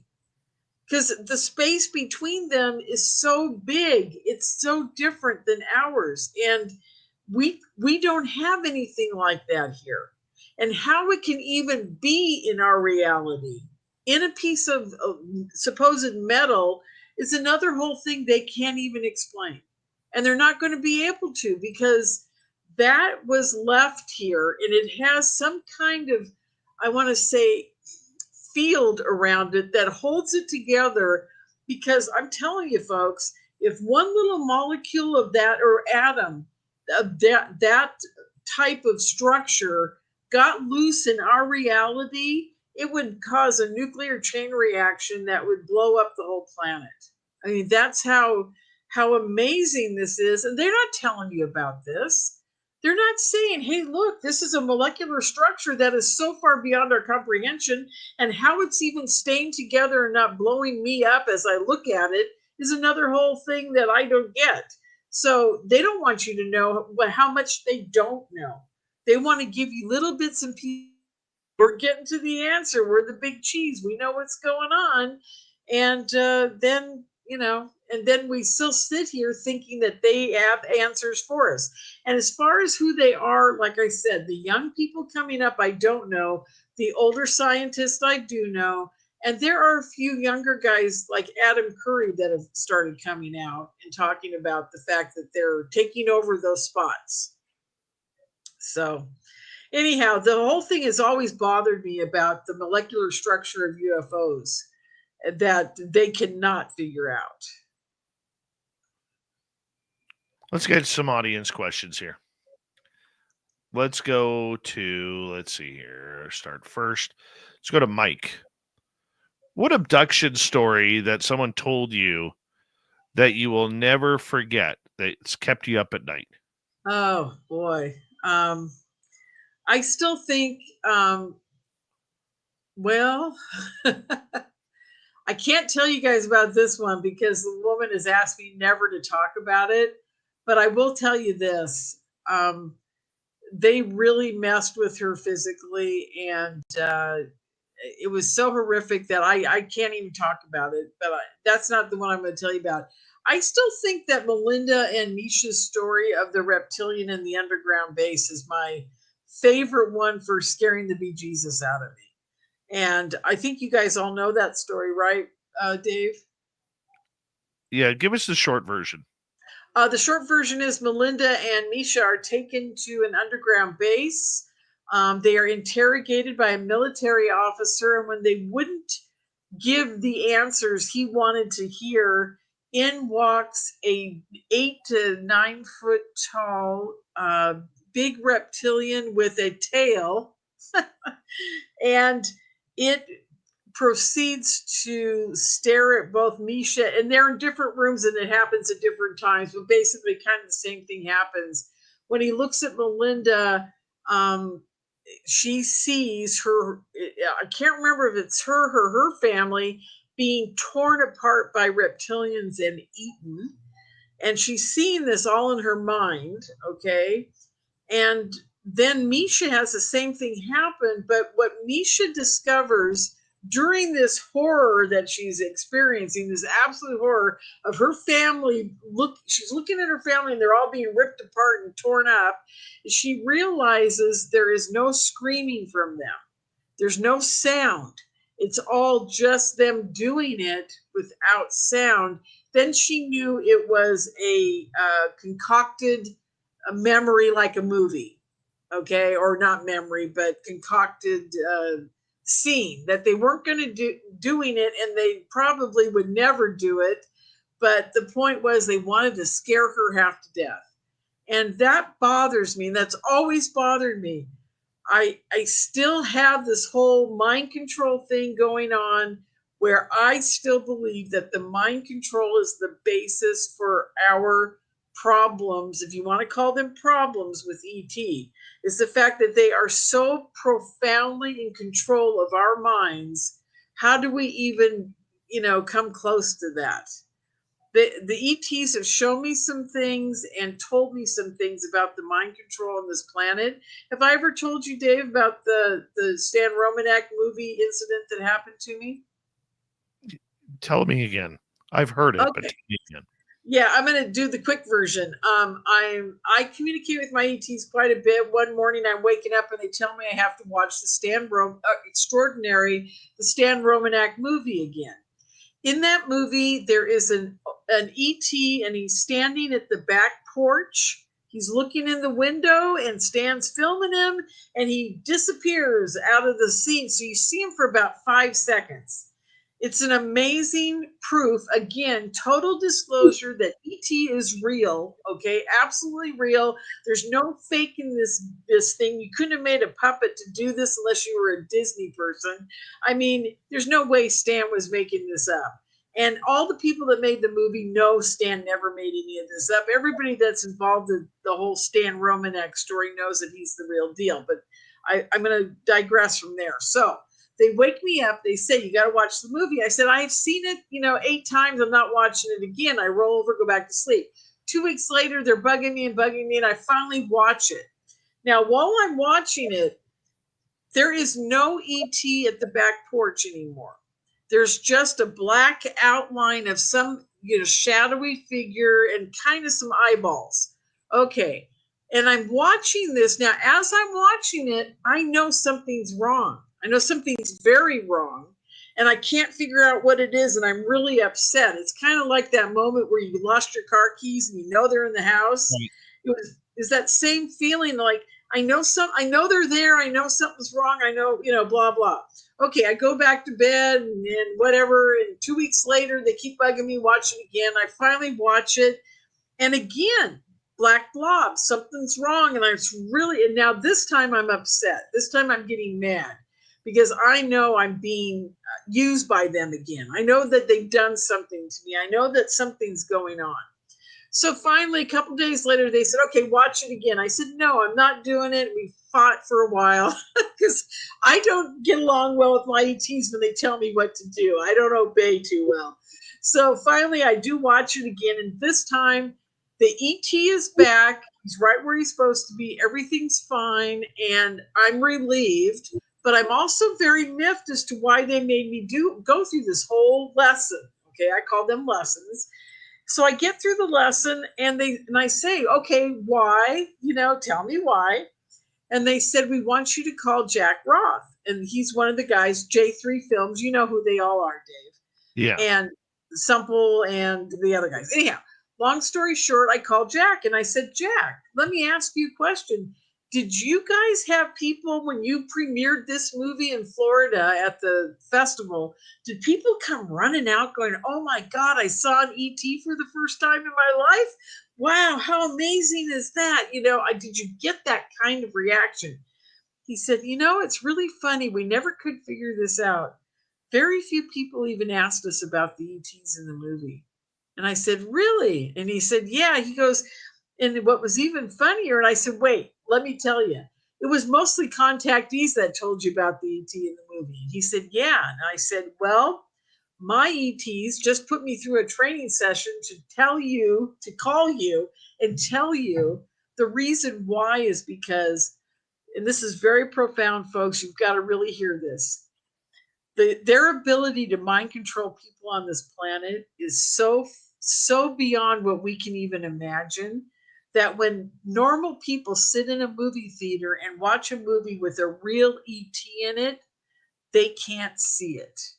That's how much their mind control is. How much it can cover, how many people it can. They probably mind control the whole planet at any given moment all the time. I mean, they have that ability. I mean, think about it. Most contactees, when they get abducted with other friends or people, how often do they sit around and talk about it? It's very seldom ever shared again, and a lot of times, yeah, go ahead. Let's get to a question, and I apologize. I want to get through some questions here from our audience. So let's go to Kim in San Francisco. She'll be at your conference, enjoying the list. Can you tell us about any of your spiritual ET story? Yes. I'm going to try to do this one fast. I was very sick. It was right before my 30th birthday, and I used to have some pretty severe liver problems from eating that rat poison when I was 18 months old.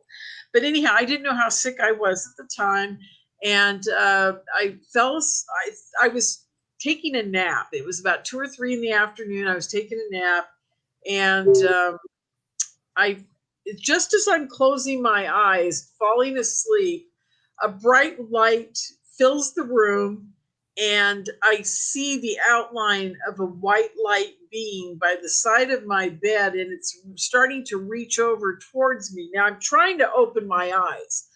It obviously is now controlling me, and I can't open my eyes. They totally shut, and I feel a finger run down the top, from the top of my hairline to the bridge of my nose.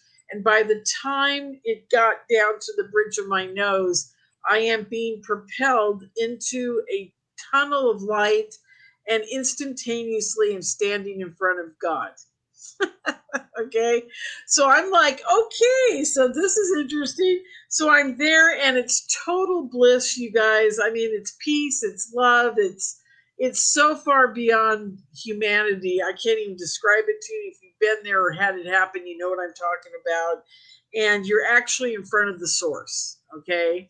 Now, when Betty Eadie died, because it's a very similar situation, I think I had an ET angelic push out of my body, not near death experience, but just kind of like the precursor to one. I think they wanted me just to have this because they needed me to understand what was going on. So I'm sitting there, not sitting there, I'm out of body talking to this white light, and I'll never forget it because it was so bright and so white that it actually had color to it. That's really hard to explain to people, but it's like that opalescence look of an abalone shell. It's so amazing.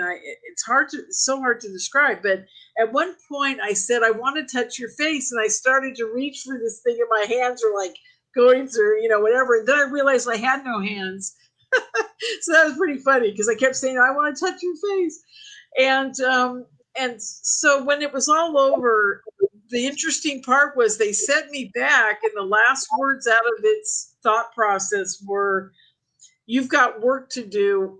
And I kept saying, "No, I want to stay. I want to stay." And they said, "No, you've got work to do. You've got to go back." And the next thing I know is I wake up, and I am profoundly changed for the rest of my life. That was a major experience. And it brought me so much closer to God. And when I say God, you guys, I'm not a religious person, but it's more of it brought me back to the source. I know there's something after our death here as humans. Absolutely. And I pray every day now, like 3 times a day. I pray for all my friends. I pray for Spaced Out Radio and Dave Scott constantly. I just want to make sure they're on the right track. And I pray for everybody now because, the source is there to have a mutual relationship with you. It's very different than religion. It's a mutual relationship. And I'm very blessed to have that. And so thanks for asking. All right. Let's move on to another question here from Tucson MUFON. Yes, I know it's Tucson. I like pronouncing the C. Lorien, if you gave a lecture for 2 hours, what would the topic be? Well, I just did that last month, the first Saturday of this month for my MUFON group. I gave a 2-hour lecture called Disclosure, It's Already Happened. So there you go. And it has. We have disclosure every day by any contactee that's out there. They've had their disclosure, their personal disclosure, as Dave calls it. And I call it too. And also, when Bob Bigelow went on 60 Minutes, I think that's a huge disclosure. When every film that is being made out there, every documentary from all the people telling you, "I saw an ET, this is what I saw the ship, I did this, I did that." Every film that goes out like that is a piece of disclosure. And so the reality is everybody who's had an experience is a disclosure emissary, and we all have to be part of the big D disclosure at some point. when we all get, we all finally get to that point where we can all say, yes, I've had an experience and I don't care what anybody thinks about me. And I'm just going to tell the world. And then we become a bigger force than the people saying you guys are crackpots. Okay. That's when the real disclosure is going to happen.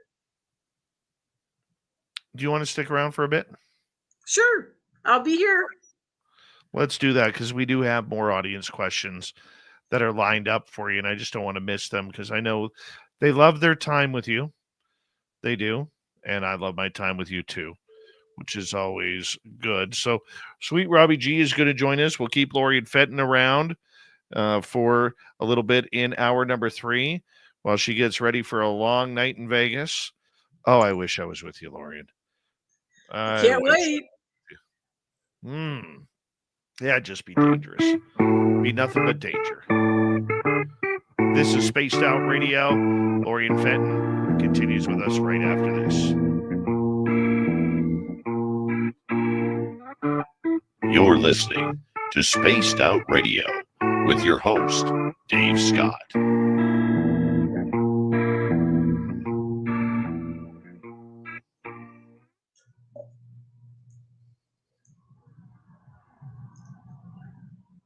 All right, Lorien, we're clear. I'm going to take a quick break. We got about 6 minutes, okay? Oh, okay. Then I'm going to take a break too. I'll be back. All right. Be right back, everybody.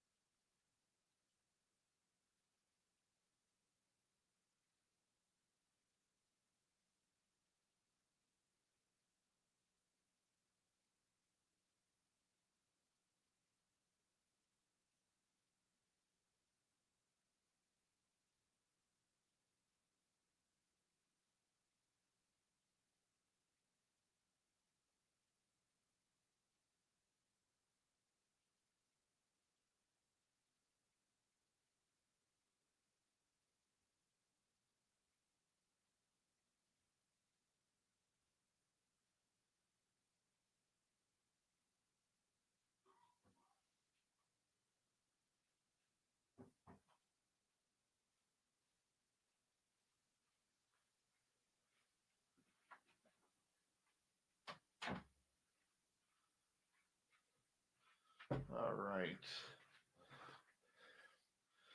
I'm back.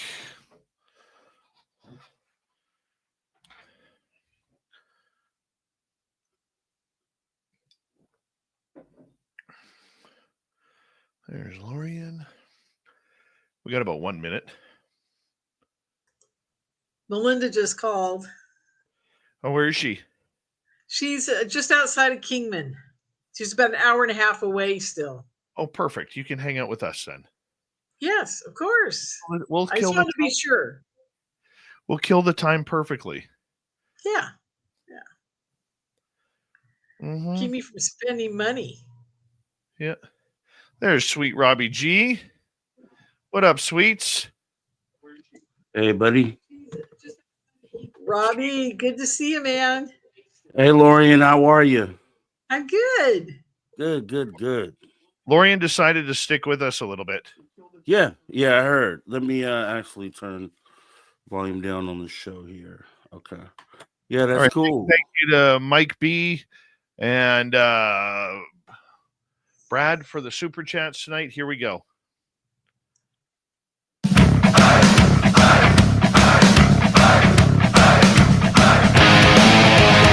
Here we go in the third and final hour of Spaced Out Radio tonight. My name is Dave Scott. Good to have you with us.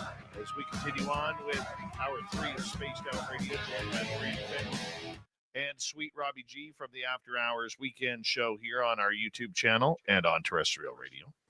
Of course, we want to say hello to everyone listening in on our terrestrial affiliates around North America, digitally on every major podcast network.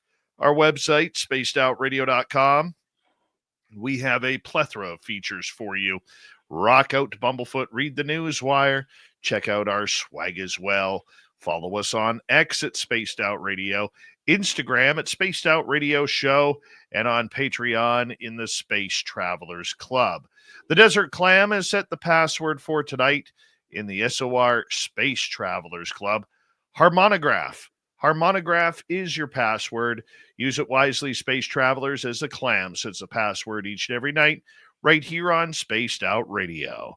All right, normally we go to the Swamp Dweller, but we got Lorien sticking around. Sweet Robbie G is here, so we're just going to continue on here with everything talking about UFOs. Now, Rob, you're just jumping in here. I know Lorien being here is a little bit of a surprise, but a good surprise nonetheless. Do you have any questions about ET contact or UFOs for? No, I mean, I'm just no questions. I'm just amazed with every conversation that I have on this topic. Just the more I'm open up to, it's I've come to a point. I say in the show on the weekend, the phenomena is real, and because of that, anything and everything is possible at that point, right? So we can't just throw things out the door anymore. There's more that we don't know than we do know. So yeah, no questions, but I did want to kind of say that there. I think that's a fair comment. What do you think, Lorien? Well, I agree, and I gotta go one step further. I've been doing this now since I was 13 years old, so that's 53 years of me doing ET stuff, or at least touching on it pretty much daily in my whole life. And the older I get, the less I know. I can say that to everybody. Everything you heard me say tonight is just my accumulation of knowledge over the years. But, even as I touch upon one of those subjects, just any one of them, sometimes it gets translucent and opaque, and it just disappears on me because another thought has come into my head that changes that whole paradigm, and I'm like onto a whole new reality with it, and it can be any piece of the puzzle. So it's like every time I build it up to where I think I know the answer, and that's the absolute, truth to the matter, right? And then I realize, oh my God, that's not even close. That's not even where it's going at all. And I'm so back to that place where I say, never take anything in the UFO field for granted. Don't think you know an answer to anything. Just absorb, and just be happy that you're given that knowledge, that understanding. because, this reality, I'm telling you, folks, if we didn't have so many Clash of the Titans going on around us in ufology, maybe we could all get a consensus and come up with some answers. But again, back to your original questions, Dave, about the military involvement and who knows who has the answers and who's in control. Well, the reality is they're all in control in one little piece of the pie, and they're keeping us confused. So just always remember that, that you're always going to be in that quagmire of, if someone's telling you they know the truth, they absolutely are telling you a lie. I pretty much have come to that conclusion too. I like that. It's very difficult, though, in order to figure out what the true game plan is of absolutely everything. Is it to keep people in the dark about aliens and ET contact because we're not ready for it? Or is it something a little bit more nefarious that they've got this technology, they're trying to use a side hustle on it and want to keep the toys for themselves, by keeping these contacts open? Do we even know if the government is in contact with any ET species? There's a lot that goes into this. Well, in my opinion, this is just my opinion, and from what I've been told by people, ex-military people, ETs are absolutely real. The secret space program, in my opinion, as every year goes by, I'm more and more convinced there is one. Every year I get more and more, I get closer to stories from different people that say they've been involved with, some type of ufology, ships and things that have happened. But many of these guys are mind controlled. If we want to talk like the guys running the ships, like in the Terry Lovelace story. I don't know if you guys remember this, but a very interesting thing happened. I was having a MUFON meeting and Terry was my guest. And I asked him this question. I said, were there any humans on board your craft? And he started to tell us about how, oh my God, he says, Lorien, I just had my first memory of noticing that there were human beings on the craft. He goes, there were 2 women, 3 men. Don't quote me on that. Maybe it was 4 men. I don't know. But my brain is saying 2 women, 3 men that were on the ship wearing a uniform and were at control panels. And they looked like they were just glazed over. And the minute he said the word glazed over, there was a screeching sound through my computer and the whole computer was fried. And it's never happened to me again ever since then. And I've run 2 computer shops and I've never seen that happen. So it was so wild and so crazy. And so that was a big moment for me. I realized they don't want us to know that they've got our people on the ET crafts. So is that a secret space program? Well, we got military on their craft. So, who knows, Yeah, I always when you say that there, I used to think about the fact when people would say that there were humans on board with extraterrestrials, I would look at it and say, wow, okay, how could that be? Then is there a species that is so much like humans that are aboard these ships? But what may actually be happening, the further I look into it, like Gary McKinnon, I think that was who hacked the servers, he talked about there being like a space fleet and ships named in the line of fleets of ships that are out there in space. I heard that, and that kind of opened up the possibility for me that there would be humans aboard some of these ships. Maybe they're aboard some of our ships, or I don't know what's going on there, but that little nugget the Gary McKinnon dug up, I think, is something that might point to what you're saying. Oh, absolutely. The Gary McKinnon story was the first one that gave me absolute what I felt was absolute proof that we do have a secret space program. And I love that he was able to get that information out to us. Now, have I ever told you guys a story about Tron and the space buoys? No. Oh, God, this is great. Well, now that Tron's dead, I'm actually talking a lot more about what he did. But at one point, he and his partner were working a lot of government contracts at the time. And they were pretty used to guys in suits showing up at their office unannounced. So one day, two guys show up in suits, and then they said, "We want to talk to you about a contract." Fine. They all sit down at a table. The two guys look at them. The government. I'm assuming they're government. I still don't know. Tron never knew. But two guys walk in and want to talk about a government contract. He's like, "Okay." So they said, "Do you think it's possible for you guys to build a buoy, a communications buoy, to be deployed in deep space?" Now, Tron's a major contactee, right? So he's sitting there and he's like, this is interesting. And his partner was an ex-aerospace engineer guy. And he's looking at Tron and Tron's looking at him.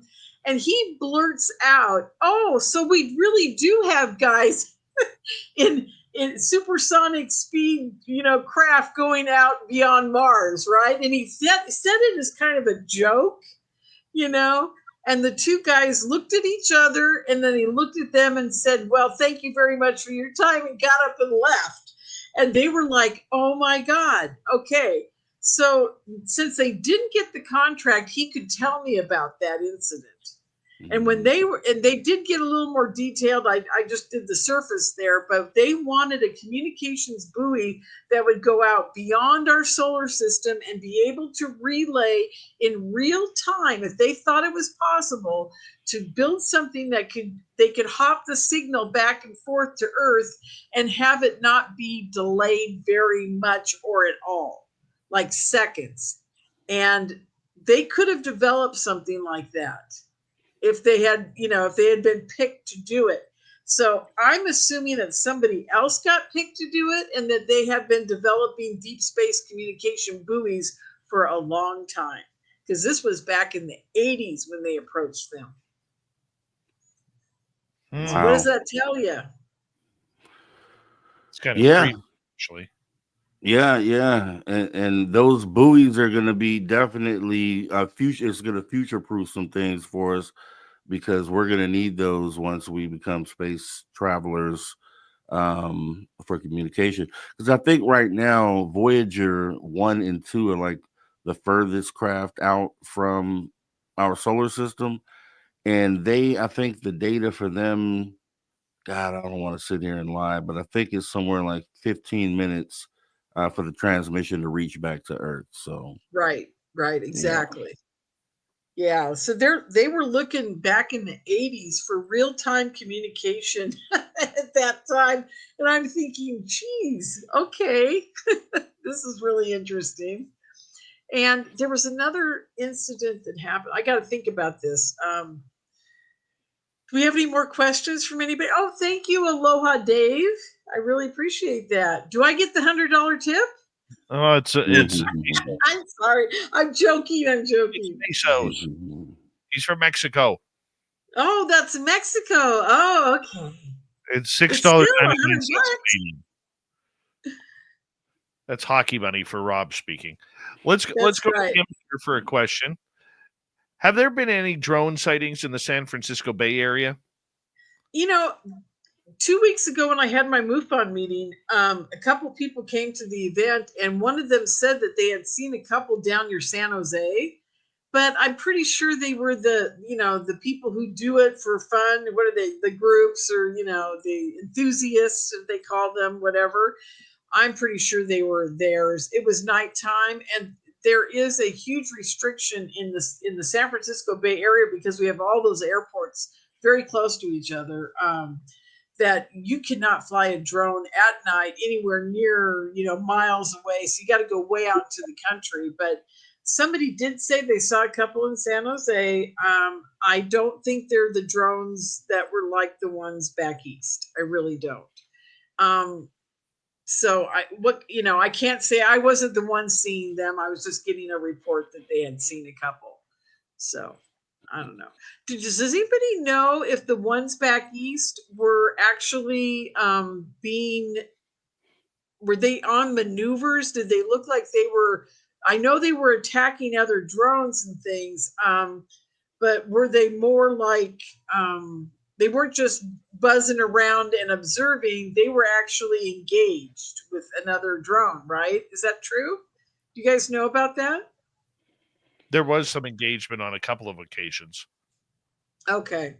See, that goes really to what my friends were telling me in the military. They said they really believe this is a red flag exercise because you would attack a drone would attack another drone if they were doing that kind of thing. So I don't know, but yeah, no, I've only been reported about one sighting, but I believe they were hobbyists. I would Hope agree. that helps. Yeah. Go ahead, Rob. No, I was going to say I saw a couple too, and I just immediately wrote them off to someone flying drones. Let's go to another question here from our audience. This one from Andromedan. Lorien, what do you know about the higher self, and if it is also known as source?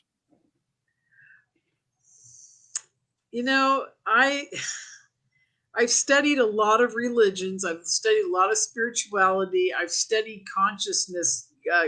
I've taken consciousness classes. I mean, I've been the whole route. I go to Conscious Life Expo. I mean, I've done this. I've got friends that are angelic consciousness beings. I've got friends that consider themselves consciousness, cosmic, Plagiaran aliens, the whole bit. And I got to tell you, this higher self thing, I'm starting to think, and this is just me, you guys, please don't quote, me as saying this is the truth. This is just a thought I've been having in the last few years. The higher self, I believe, is our guardian angel, if you want to call it that. It's our connection to source through another type of consciousness, okay? I don't believe that we can have that connection to source all the time as a human being. Because I know when I was in front of it, if you're there for a fraction of a second, you don't care about this reality anymore. Because this reality is quite dense, quite difficult, and quite hostile. That's a great word to use for this environment. When I came back from that incident, which I didn't mention, is that I got back into my body and it felt like I weighed 7,000 pounds. I couldn't even roll over in bed to get out of bed. And by the time I finally could stand up, I was in so much pain from being back in my body again after being out for maybe only 2 minutes. Who knows how long it was. It felt like about a half an hour to me, but it was probably 30 seconds. Anyhow, so the bottom line here is I think we have to have an interface because that way it can condense down the information to a human level where we get it. Like, so I think that's why they talk about guardian angels, the Holy Spirit, all those types of interfacings with God and Jesus and everything else and spiritual men throughout history, like St. John, and it goes on and on, Buddha, whatever. I think those are a type of interface to get to be with the source upon your death, because it's very hard to be in the source, you guys. You can't just hang out with the source or God, because honestly, you don't want to be here anymore. It's so different. So yes, I know about the higher self, but I think people have got that misscrewed. Anyhow, that it's. I think it's that interface, that other consciousness interface to God. I think that's what our higher self is. Hope that answered that question. I think so. Let's go to Vanessa. What is your sun sign, Lorien? Big sea goat energy, you? Oh, what's a sea goat energy? Explain that to me. I don't know. Oh my God. I don't know. I love goats, so I don't know what a sea goat is. Is that a seahorse or something? Okay. My sun sign is Leo. I am born on August 21st, 1957, which makes me kind of weird because if you look at my chart, I have my sun in Leo, my Libra is in Venus, my Mars is in Scorpio, and if I go down the list, most of my planets are in their house. I don't know if that makes any difference, but it's a good majority of them. So just so you know, I hope sea goat's in there somewhere. Well, hopefully. Rob, you look like a little bit of a sea goat. I'm just trying to formulate that creation in my mind right now. Well, I was too. I was. It's like a jackalope or something, that, right? Yeah. Rob, that's because you don't like hockey. Oh, Of what? course I don't. I'm American, man. I don't like hockey. Oh, No, what? You don't like hockey? Oh, I'm so sad. I, it's not that I don't like it. It's just that I hate it. Oh my God. Why? Because you can't follow the puck, or, what's the deal? you can't No, skate.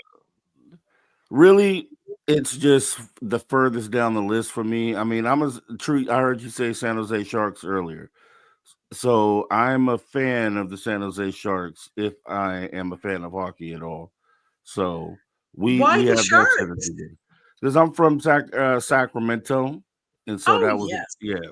Yeah. And I Warriors, remember when they were Sharks. Yeah. Yeah. yeah. So that's where I got the Shark stuff from. But I really, I prefer other sports over hockey. I prefer air Mhm. hockey over hockey as well. Oh, Mm, that's blasphemy. Isn't that blasphemy, Dave? Oh my God. I know. I don't. Well, everybody has an illness, right? Yeah, I mean, exactly. That's true. That's true, Dave. I'm glad you're recognizing that. It's called hockey derangement syndrome. You have it, and it can be cured. all I right. got it too then. Oh my God. 2 minutes before we go to break, Luna's asking, any truth to reptilians, draconians, bad aliens that telepathically react in fear or flight if they pick up on you internally saying Jesus Christ? Are aliens fallen angels? Nephilim destroyed in the flood? Okay, keep that up there so I can keep reading it, okay? The first part, any truth, reptilians, draconians, bad aliens, okay. And the name of Jesus. Okay.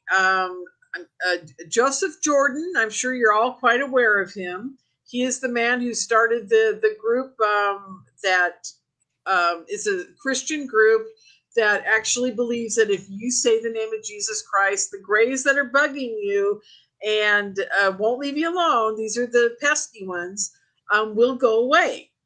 I have had an 8-hour long conversation with him about this.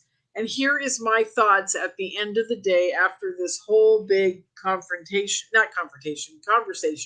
Anyhow, could have turned into a confrontation, but it didn't. And here's my thoughts. I believe that the frequency of a person who believes in Jesus Christ as their Savior and a God, when they say the name of Jesus Christ, it will work because you have to have the belief behind the frequency. I believe that's how it's working. Mr. Jordan doesn't believe that, but I do. And I think that's why it works. And I think that's also why, for 70% of the people out there, it doesn't work. You absolutely have to believe in something that will help you deal with the situation that's other than you, that is close to the source, and then you can get rid of these guys. I think maybe in a weird way, that's why I've never had a problem. Lorien Fenton, Sweet Robbie G. We got him for another 30 minutes on Spaced Out Radio. This is Spaced Out Radio, and your host, Dave Scott.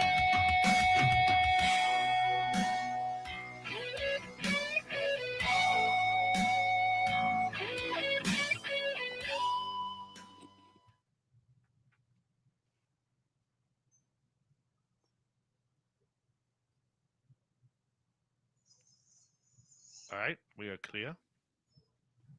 Yes, we are. Yes, we are, sir.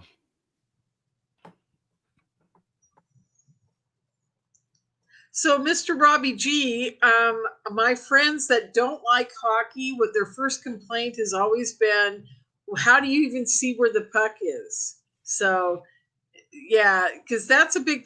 I grew up watching hockey, so I know where the puck is. I know where it's going to go, Hmm. and everybody that never watched it as a kid, they just have such a hard time following the puck. So, is that one of the issues? Yeah, it's a little bit of everything. It's definitely that. It seems uh, it seems like the games are really long, is what I get from it, and then just the sissy fights, the sissy fights. That's my favorite part is the fights. Gosh, you Yeah, got to have a fight every game or it's not fun anymore, you know? I told Dave I look at hockey. It's like figure skating meets ballroom brawl. That's kind of what hockey is for me.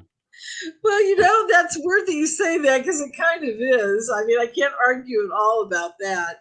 But I do believe there's a lot of, oh my God, the ability to fly down an ice rink at, 80 miles an hour and then shoot a puck 120 miles an hour into a guy's face.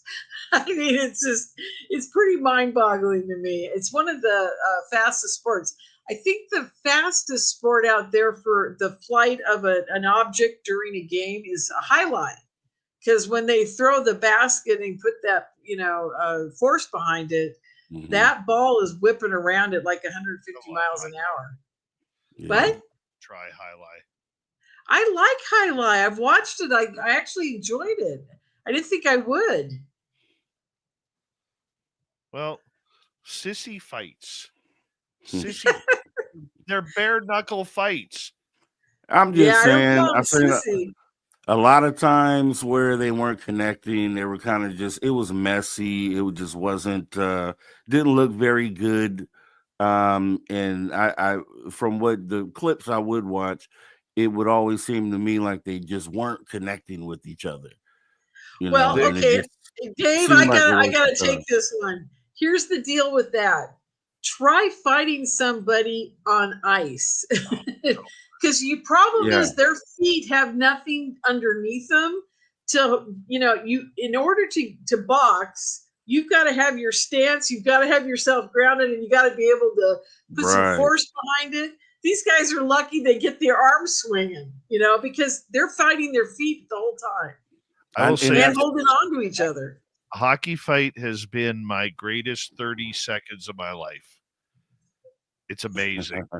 It is such an amazing rush, and I that's a wish I was younger again so I could still play competitively just so I could fight. It was a great. wow. There's nothing better than you look at a guy right beside you, and the puck is about to drop, and you look at him, you want to go, "You want to go?" He goes, "Yeah." All right, let's do it. Let's do it clean though. Nothing ugly. Let's do it clean. Puck drops, and you just kind of dance. You let your gloves slowly dangle off, and it's such a rush. I miss Yeah, that. there's that whole 10 or 15 seconds of you guys circling each other, getting ready to see who's going to land that first, and probably the only blow before the ice skates underneath you give out and you fall on the ground. Yeah, yeah. It just looks so uncoordinated and yeah. But Dave, that's why you love that part of it. That's why you have a whistle nose right now, sir. That is very true. That is very true. That's why I got a whistle nose. There you go. Are you still living in Sacramento? No, I'm in actually Southern California, down in Bakersfield. Bakersfield. Oh, yeah. Yeah, You like yeah. Bakersfield. Yeah, it's actually Hot. pretty. Yes, that it is, but it's pretty quiet. It's not a lot to do here in the city, but you're really close to LA, Las Vegas, so I spend time getting away from here when I can. Yeah, absolutely. Do you go up to Lancaster in that area at all? Lancaster, that's down by what else is down there? Is yeah, I know where you're talking about. It's east of Los Angeles, right? Correct. Yeah, Yes, yeah. but it's south Hold of on. you and east of LA. Are we back? Mhm. We're coming back in like 4 seconds. Give me a sec here. Okay.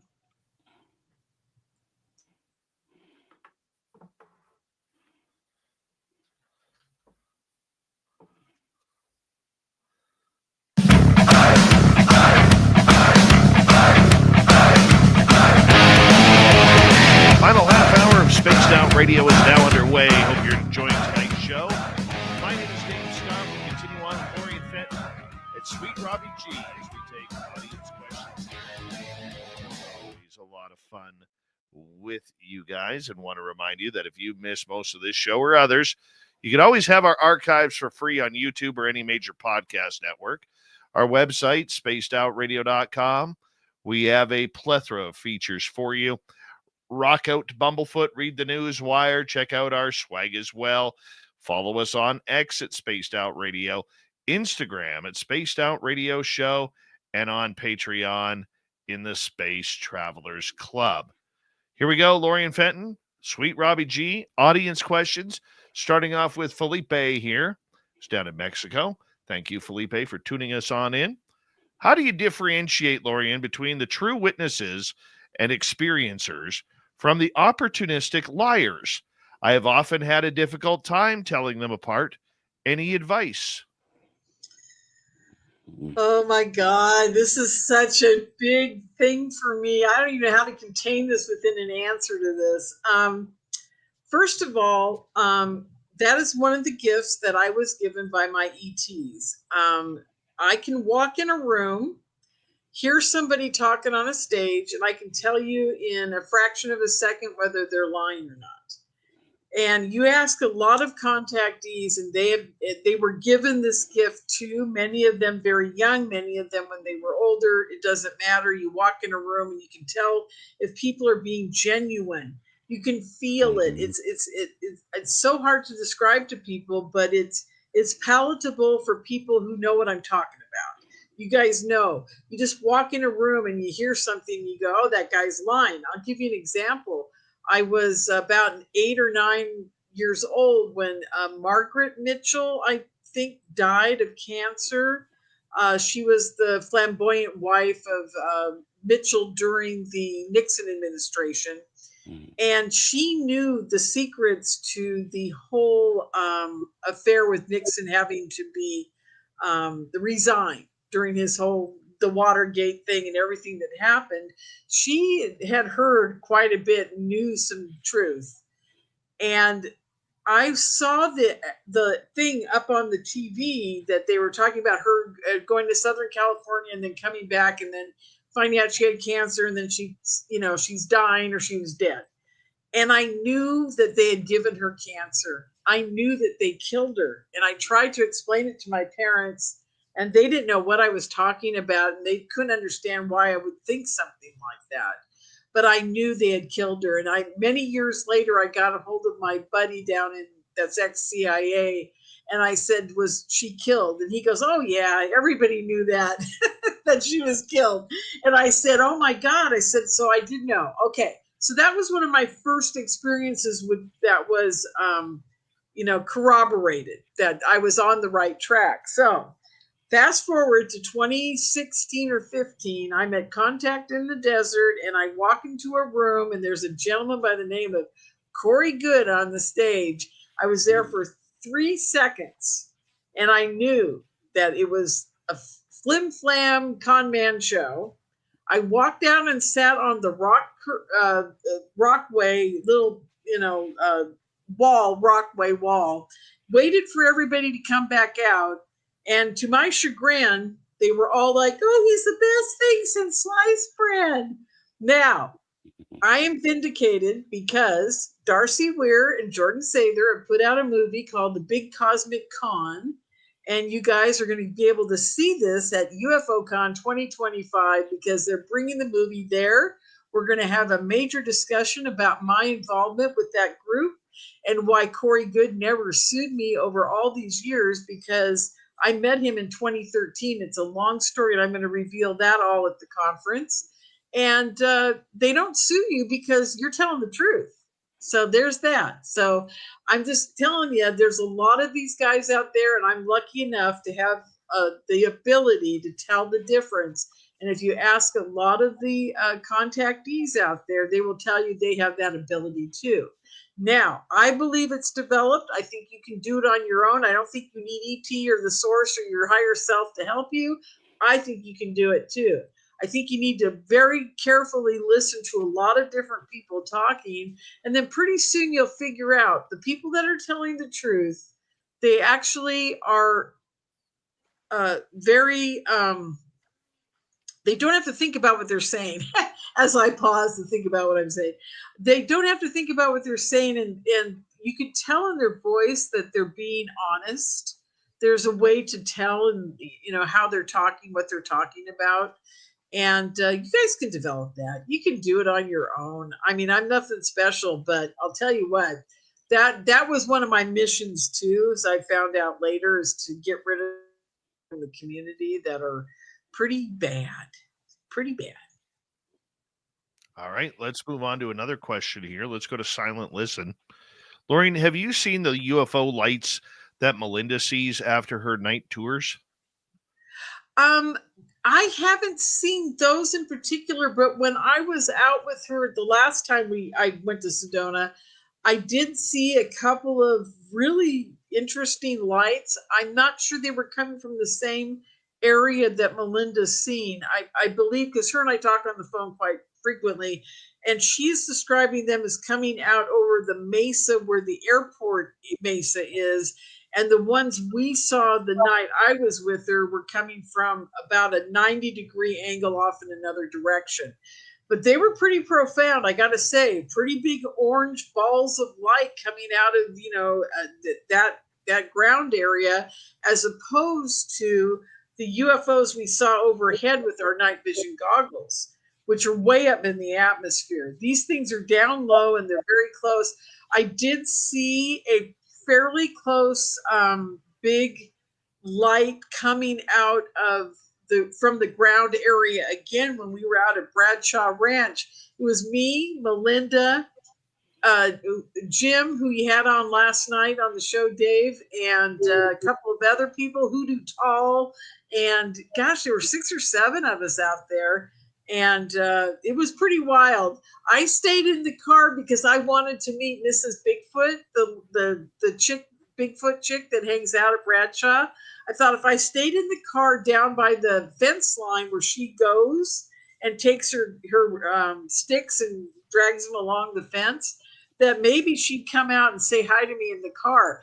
And Jim and Melinda and Hoodoo and a bunch of other people all went inside the ranch and into the building that's on the ranch. And I stayed outside hoping to see Mrs. Bigfoot, but she didn't come. So, I was out there all alone.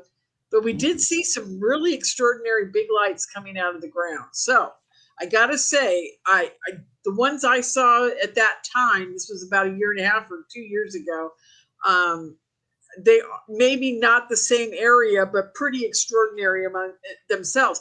I would highly recommend, and I know a lot of people say that it's crazy to go to one spot to see UFOs when you can see them anywhere, which is the truth.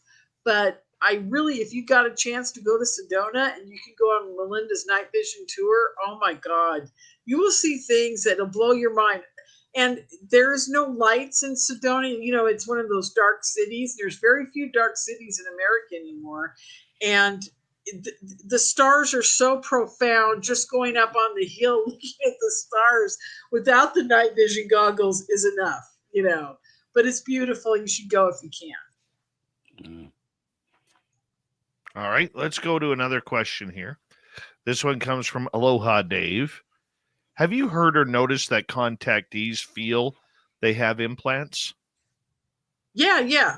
Most contactees know they have implants. I mean, it's beyond feelings or, whatever, or suspecting it. I believe that I know I had one, and I've actually shown all the girls in ufology my scar of where they took it out. And I prayed to have it taken out, and it got taken out. And then I had even more crazy stuff happen to me after it was taken out. But every contactee I know has told me that they have an implant, that they discovered they had it. Now, most of my friends that are contactees are quite old. Most of them are in their 60s through their 80s. So these people have had a whole lifetime to discover their implants or figure them out, or be in a hospital and getting x-rays done for something, like I have to have a hip replacement, and then they see something, in their buttocks or in their knee, or, and along the lines of Terry Lovelace. Remember, that was how his whole journey started. He had hurt himself jogging and went in to get an x-ray to find out what was going on with his leg, and they discovered all these implants in his leg, and he was like, what the, and that's when his journey really began, because then his brain started waking up to the fact that he'd been taken, and all the things that happened to him. So implants are the real deal. Now, I will say one thing my final thought on this at this point is, I was told by a person that develops medical technology, and he couldn't tell me how he knew this, but long story short, these people all have NDAs. They're not supposed to be even talking to me. But this person told me that they have developed it's called hydrogel. Okay, that's what it was developed to be part of your knee, to grow in there. It was a type of goo to keep that knee joint from rubbing up against each other, and keep the collagen there and whatever you need. Okay, so they developed this hydrogel stuff, but then they found out it's a great medium for electronic devices in the forms of crystals and things like that, where they can actually put a signal into it and get a response. So now they've got this stuff, and I call it hydrogel because I have no other name to use for it, but I'm sure they do. And they can put that in any joint in your body, and they can put a tracking device on it that will never wear out, be pulled out. It can't be, because it's part of the goo, and it lives in your body, and they can connect with you via that. And that's their new version. And one of the reasons they stopped doing the metal implants was because you guys all know the story about Duncan O'Finian, correct? No, fill us in. Oh my God, Duncan O'Finian, super soldier. It's in the early 90s when they first started the MRI machines. He'd been used since he was 13 years old. He's now in his mid 30s. Something happened to his shoulder, so they put him in an MRI machine. And when they're in there, they finally figure out that he's got a steel plate as a bone in his upper arm, and he has something else. And he got in this machine, and after about 30 seconds of being in there, all the metal in his body was starting to try to rip out through his skin. So that was kind of the end of the metal implants that are human implants, okay, from the military. They stopped it because they realized, oh my God, all these contactees that we've got these little metal implants in, they're all going to pull out during an MRI. So we got to come up with something else. So the ET implants are impervious to our stuff. I mean, they can stay there. They won't be magnetized, what have you. That I've heard of. I don't know.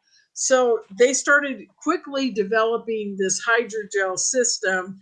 They first thought they were going to put in a capsule that, like a, the dog and cat grain of rice thing they put on you to track you in the animals. They were going to do the same thing to us, but they still had to put some little bits of electronic metal in there. So when they came up with the gel, they were like, and crystallization and gel and all that, they don't have to use any metal. And that's how it's worked out now. So that's what I know, or that's what I've been told. I don't know if it's the truth or the reality of the situation, but I believe it is. I was also told that when they took out my metal implant, that they had put back in the other type that is non-invasive. That's the word they use for it, non-invasive. Let's move on to another question. Let's go to Brad here. Lorien, if you could get one person into a skiff to spill the beans, who would it be? Boy, I have a guy right now that I'm working with that I can't talk about that knows a whole bunch of stuff. And if I could get into a skiff with him, then we could both share our information, because right now we can't talk to each other. Because every phone, every device that we can communicate on is bugged, and he doesn't want to lose his life or his clearance, and I don't want him to either. And the few things I know that I'm not supposed to know, he would like to know. And so between the two of us, we're like, can we find a skiff? Please give us a skiff. So yes, I'm looking for a skiff. If you got one, please share, because we need it. And yeah, so he would be the one right now, because I want to learn information from him. I don't want to go into a situation where I'm talking to like President Trump. You know, you guys probably expected that answer, but I don't want to talk to President Trump about ET, because unless he knows everything and he can tell me some answer, you know, we can go back and forth. Then yeah, I'll talk to Trump. But I want to talk to somebody who knows what's going on with ET, so I can tell them what I know, and they can tell me what they know, and we can come to some consensus. That's what I want to do with Skip. How about you, Rob? I like it. I like that thought process right there. Yeah. Who would Sweet Robbie G like to put in a skiff? Yeah, who would you go in with? In a skiff.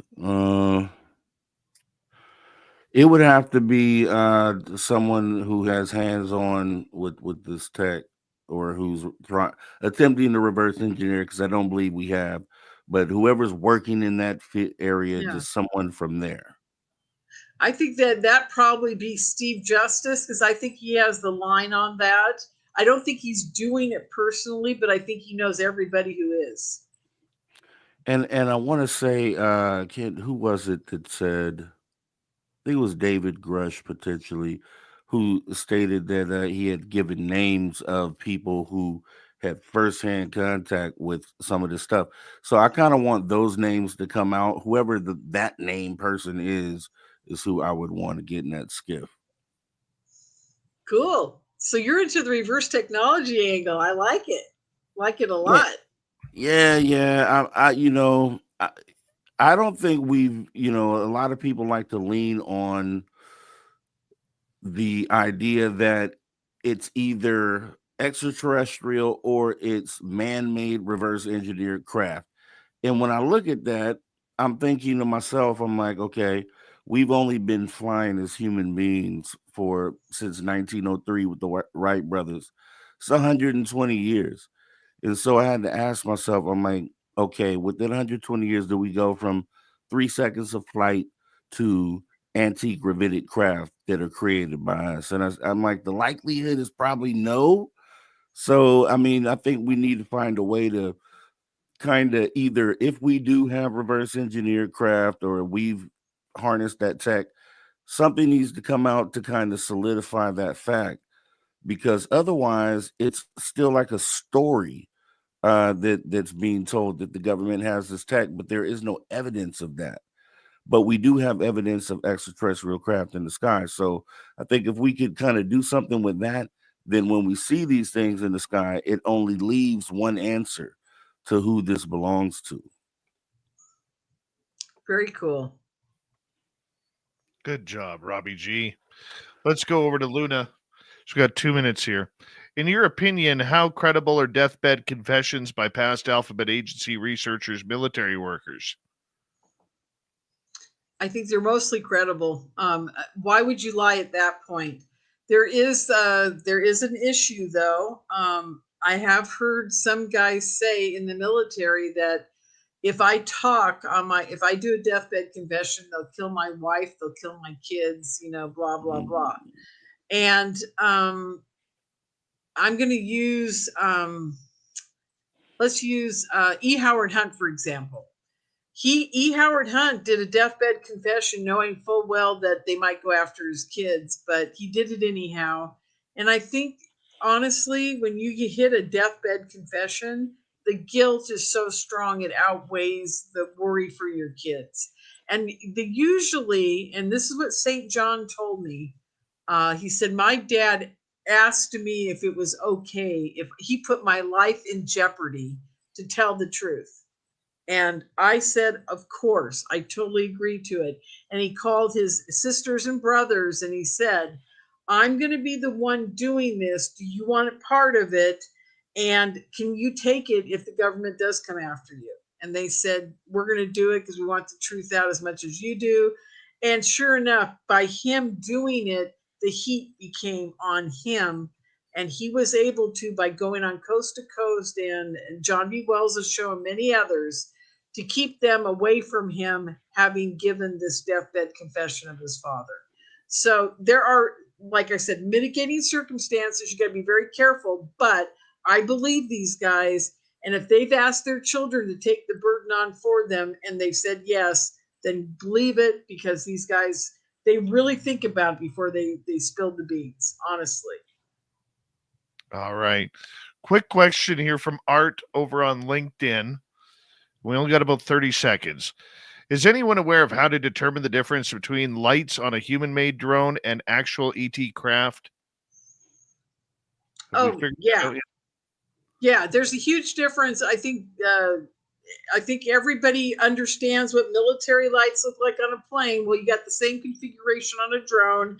And beyond that, most of your extraterrestrial craft have a plasma field around them that looks very different than lights on a airplane or a drone. Love it. Sweet Robbie G, thanks for coming on in. Lorien, thanks for going the distance on Spaced Out Radio tonight as we say goodnight to these great people. And hello, Mr. Ron Bumblefoot Thal. Rocking in the background with Little Brother is watching. Bumblefoot is the official music of Spaced Out Radio. Rocking and singing out here to the show. Get your horns up to the guitar god himself. Special thanks to everybody listening in at work, at home, in your cars, wherever you may be. Thank you to everyone in our chat rooms tonight. YouTube, Twitch, LDAP, Facebook, Spreaker, LinkedIn, Space Travelers Club, and on X, hashtag Spaced Out Radio. I know you're out there somewhere. Remember, this show is copyright for Spaced Out Radio and its Warming Adventures Limited. Thank you so much for choosing to share your evening with us. Because together, my friend, make a mistake. We're watching. Yo, the night.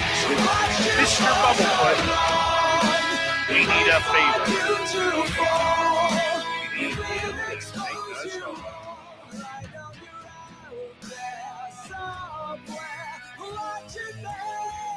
Yes, the Woo Train has docked for the night.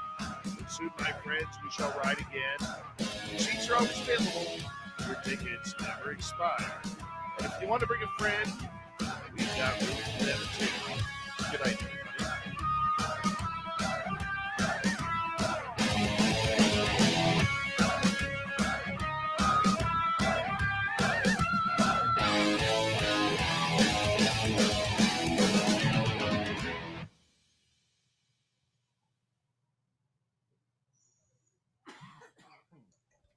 There we be.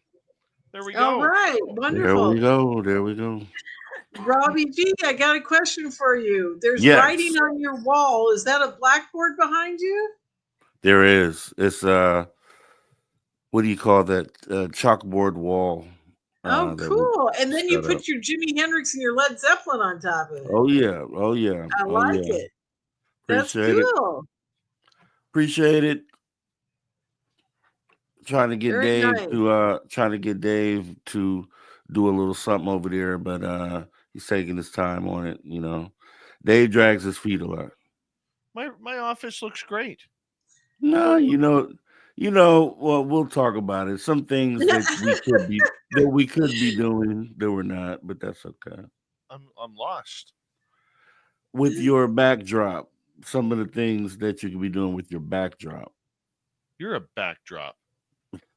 Listen to you I, guys. I This is don't, I like a don't, hockey fight. yeah, see, me and Dave, we got this thing. And I kind of poke at him. He thinks it's fine, but I think there's some things that could be done over there on his Yeah, I got to backdrop. improve the lighting in here. 100%. I need to improve the lighting in here. Well, when you redo it, and if the Bigfoot foot goes, it's going to me because I love that Bigfoot foot. Not going anywhere. I didn't think so. Robbie G, you're up against a guy who loves his tchotchkes. Okay. Man, this Yeah, guy right he here. does. He loves them. I don't blame him. I've got plenty of them myself, but there you go. Okay, guys, I got to go find Melinda. She's going to be pulling up any second. I got to go Ooh, lose some money. Actually, no, I'm have going to go fun. win tonight. Yes. I am. Great. Thanks for having me, you guys. Take care. Dave, All right, thank you. Lorien. Say hi to Take the care. guy at that table. Yeah, I will. And I'll be in touch very quickly in the next week or so about UFO Con, okay? Okay, buddy. Love you. Okay. Bye. You too. Bye. The sweets. And then there were two. And then there were two.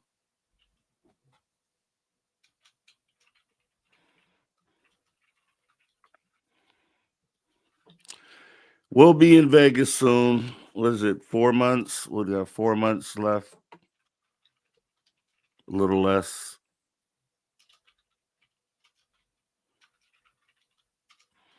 Hopefully we get to see everybody out there. Hopefully you guys can all come. I see a lot of people in the chat, in the Facebook Messenger chat, that are interested in going. So that's promising.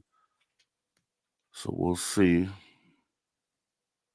It'll be fun, man. We got some Yeah. good stuff going on. Yeah, Area 51. I'm ready to go do that. Ready to I think I may have Nicole Sackich convinced to come. Hi, Witness Protection. Welcome to SOR Chat. Hi, Ozzy Ange. Firewater. Good night, Mama Catherine. Don't forget Vegas.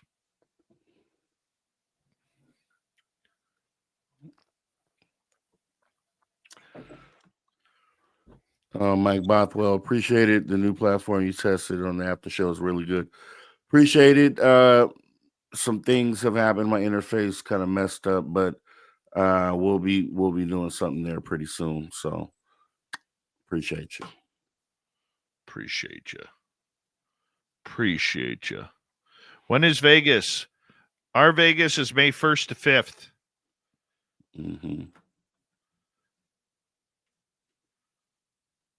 Some serious SOR meetings happening there. Serious. What day? I need to check my calendar, actually. Let me see.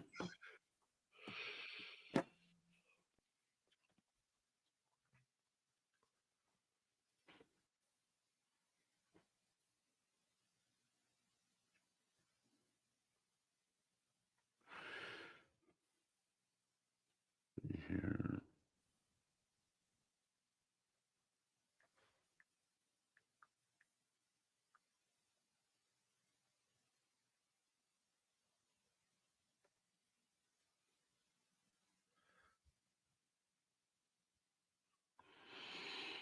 Okay, that's on a Monday. So I'm just looking at this.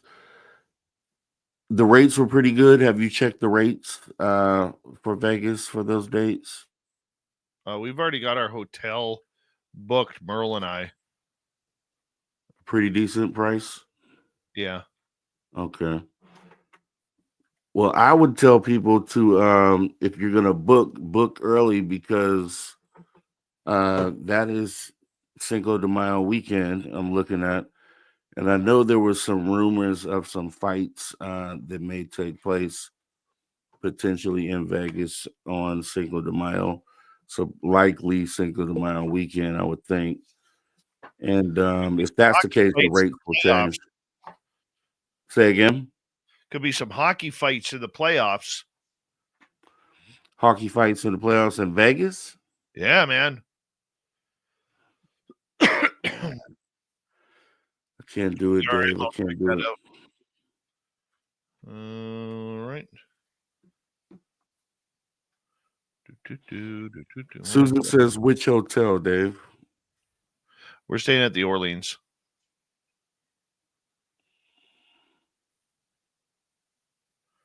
The Orleans.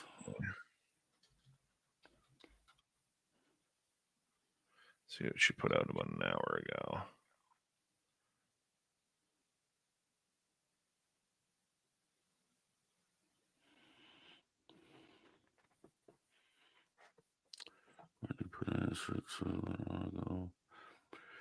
PRM says Courtney put out an interesting tweet about an hour ago.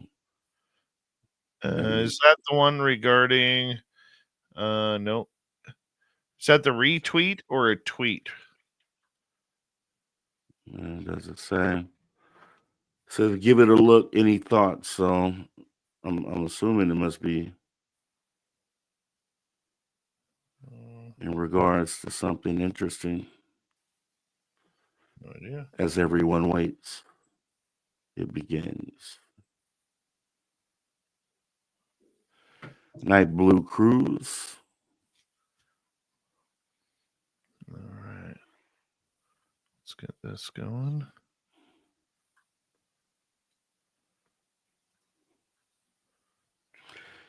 Says it's her most recent tweet. All right. Well, I am looking, and that's a tweet about that was retweeted 3 hours ago. I've been watching the screen twice. There's a lot to cover. Black Horse Tavern is a focal point. She's been retweeting. See who replies. Oh, PRM says, oh, wow, she deleted it. So, okay. Not sure what that was. Not surprising. Not surprising. Now she has some breaking news for us.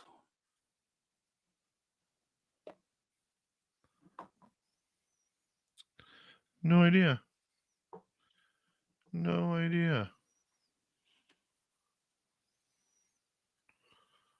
What do you say there, sweets?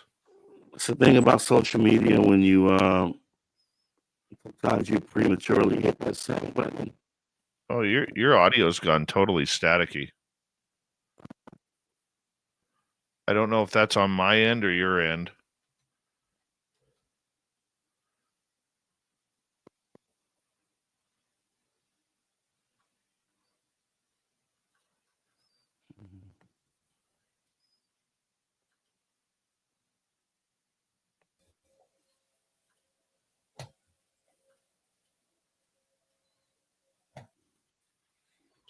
All right, testing them up. Well, it's still on your end. Am I coming through clearly? That's Yeah, one way to.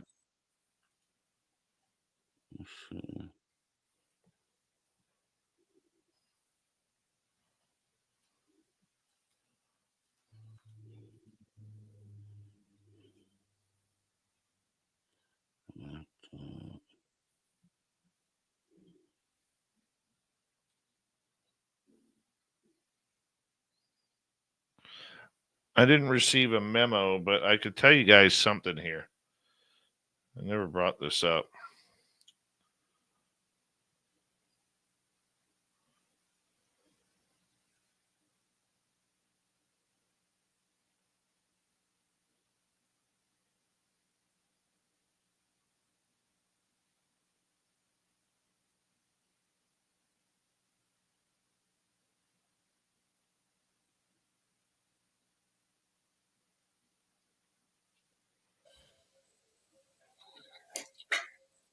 All right.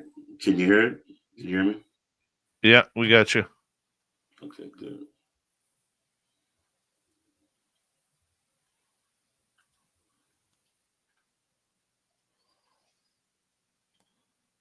Oh, I cut that off too soon. Gosh darn it. Undo. Undo.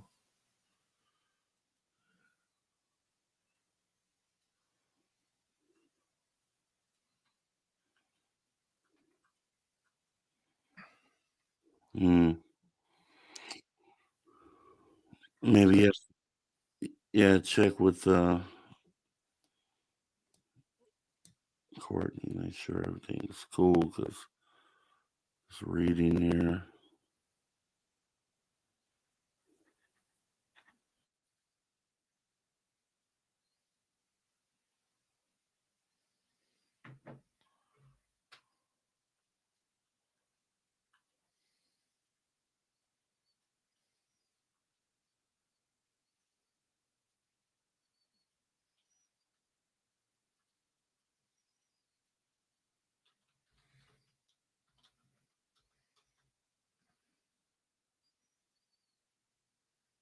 See you, Latchkey.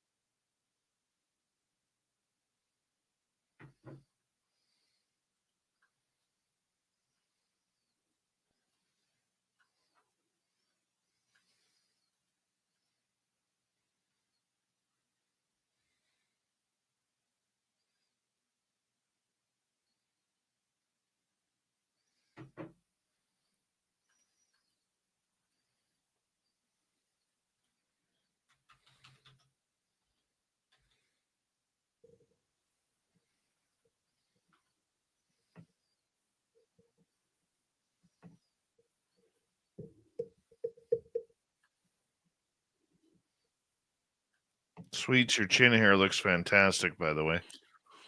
Oh, appreciate it, man. Appreciate it. Gotta do some upkeep on it right now, but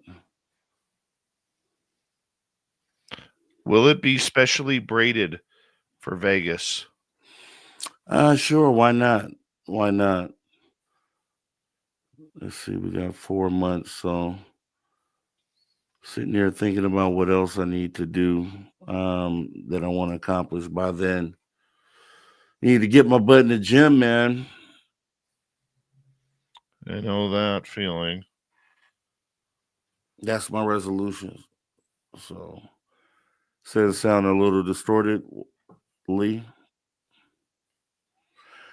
It's this mic that I'm using. It's a USB microphone, so that's what the problem is.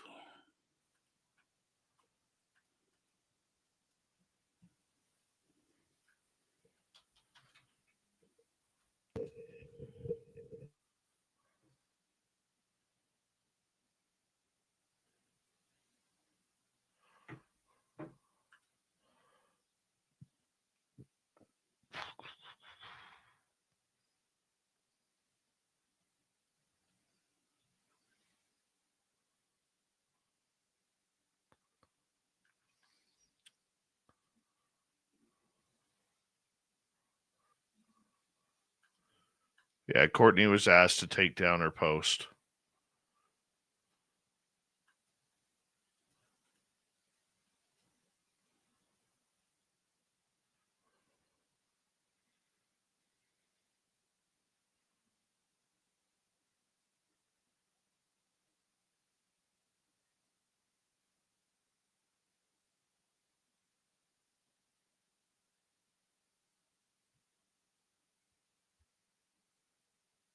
Oh my.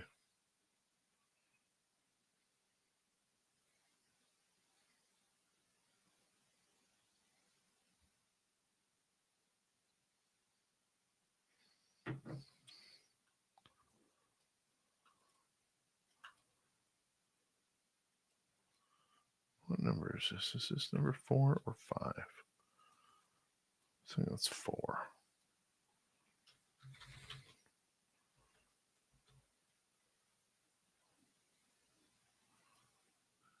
It's 4.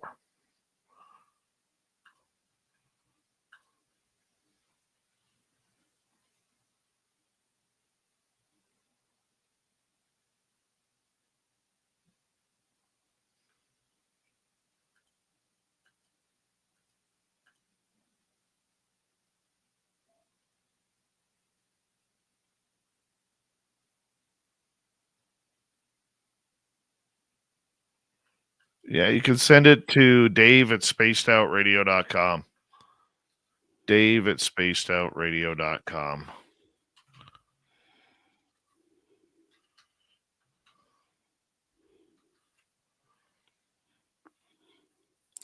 I was actually saying that this whole time and didn't realize I was muted. So I'm glad you got to it. So I hate this microphone, man.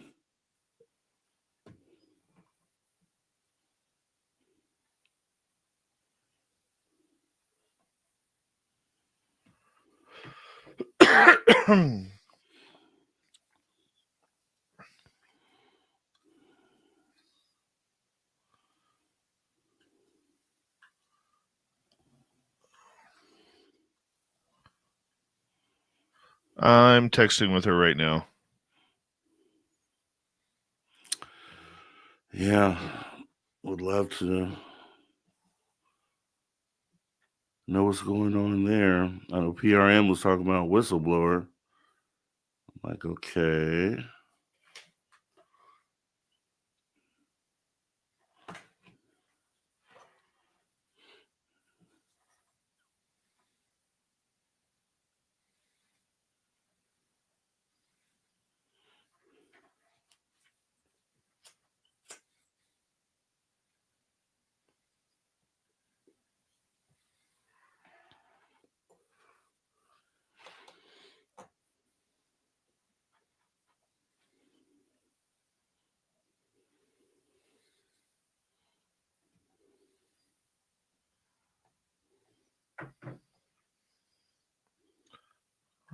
What's that little right there?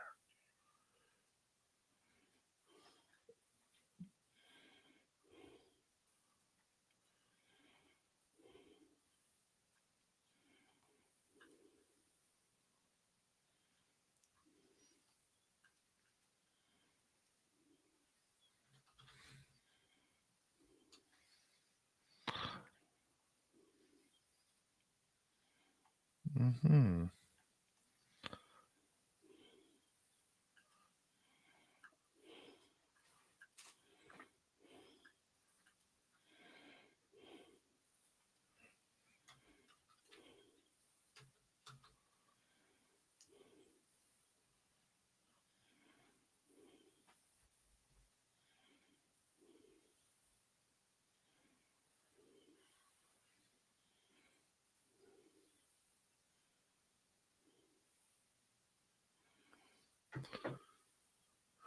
All right, Sweets.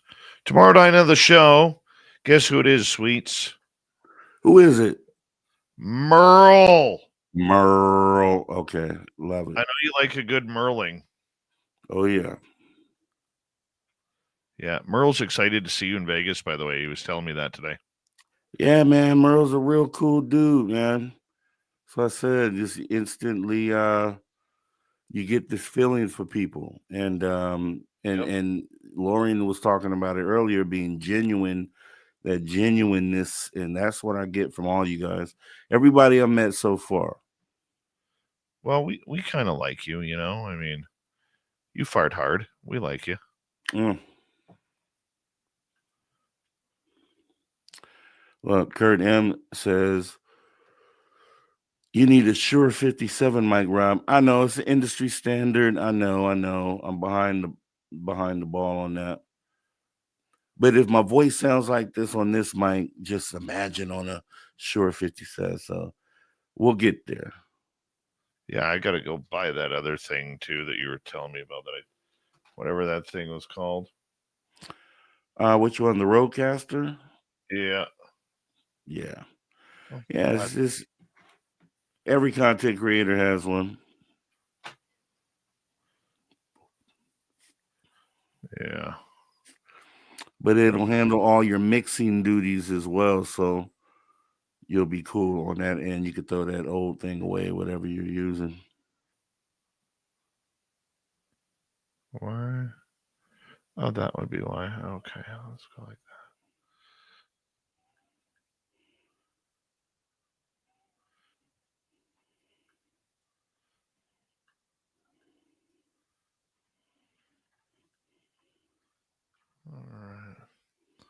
Thank you tonight to Aloha Dave, Major Lee, Mike Bothwell ×2, and Brad.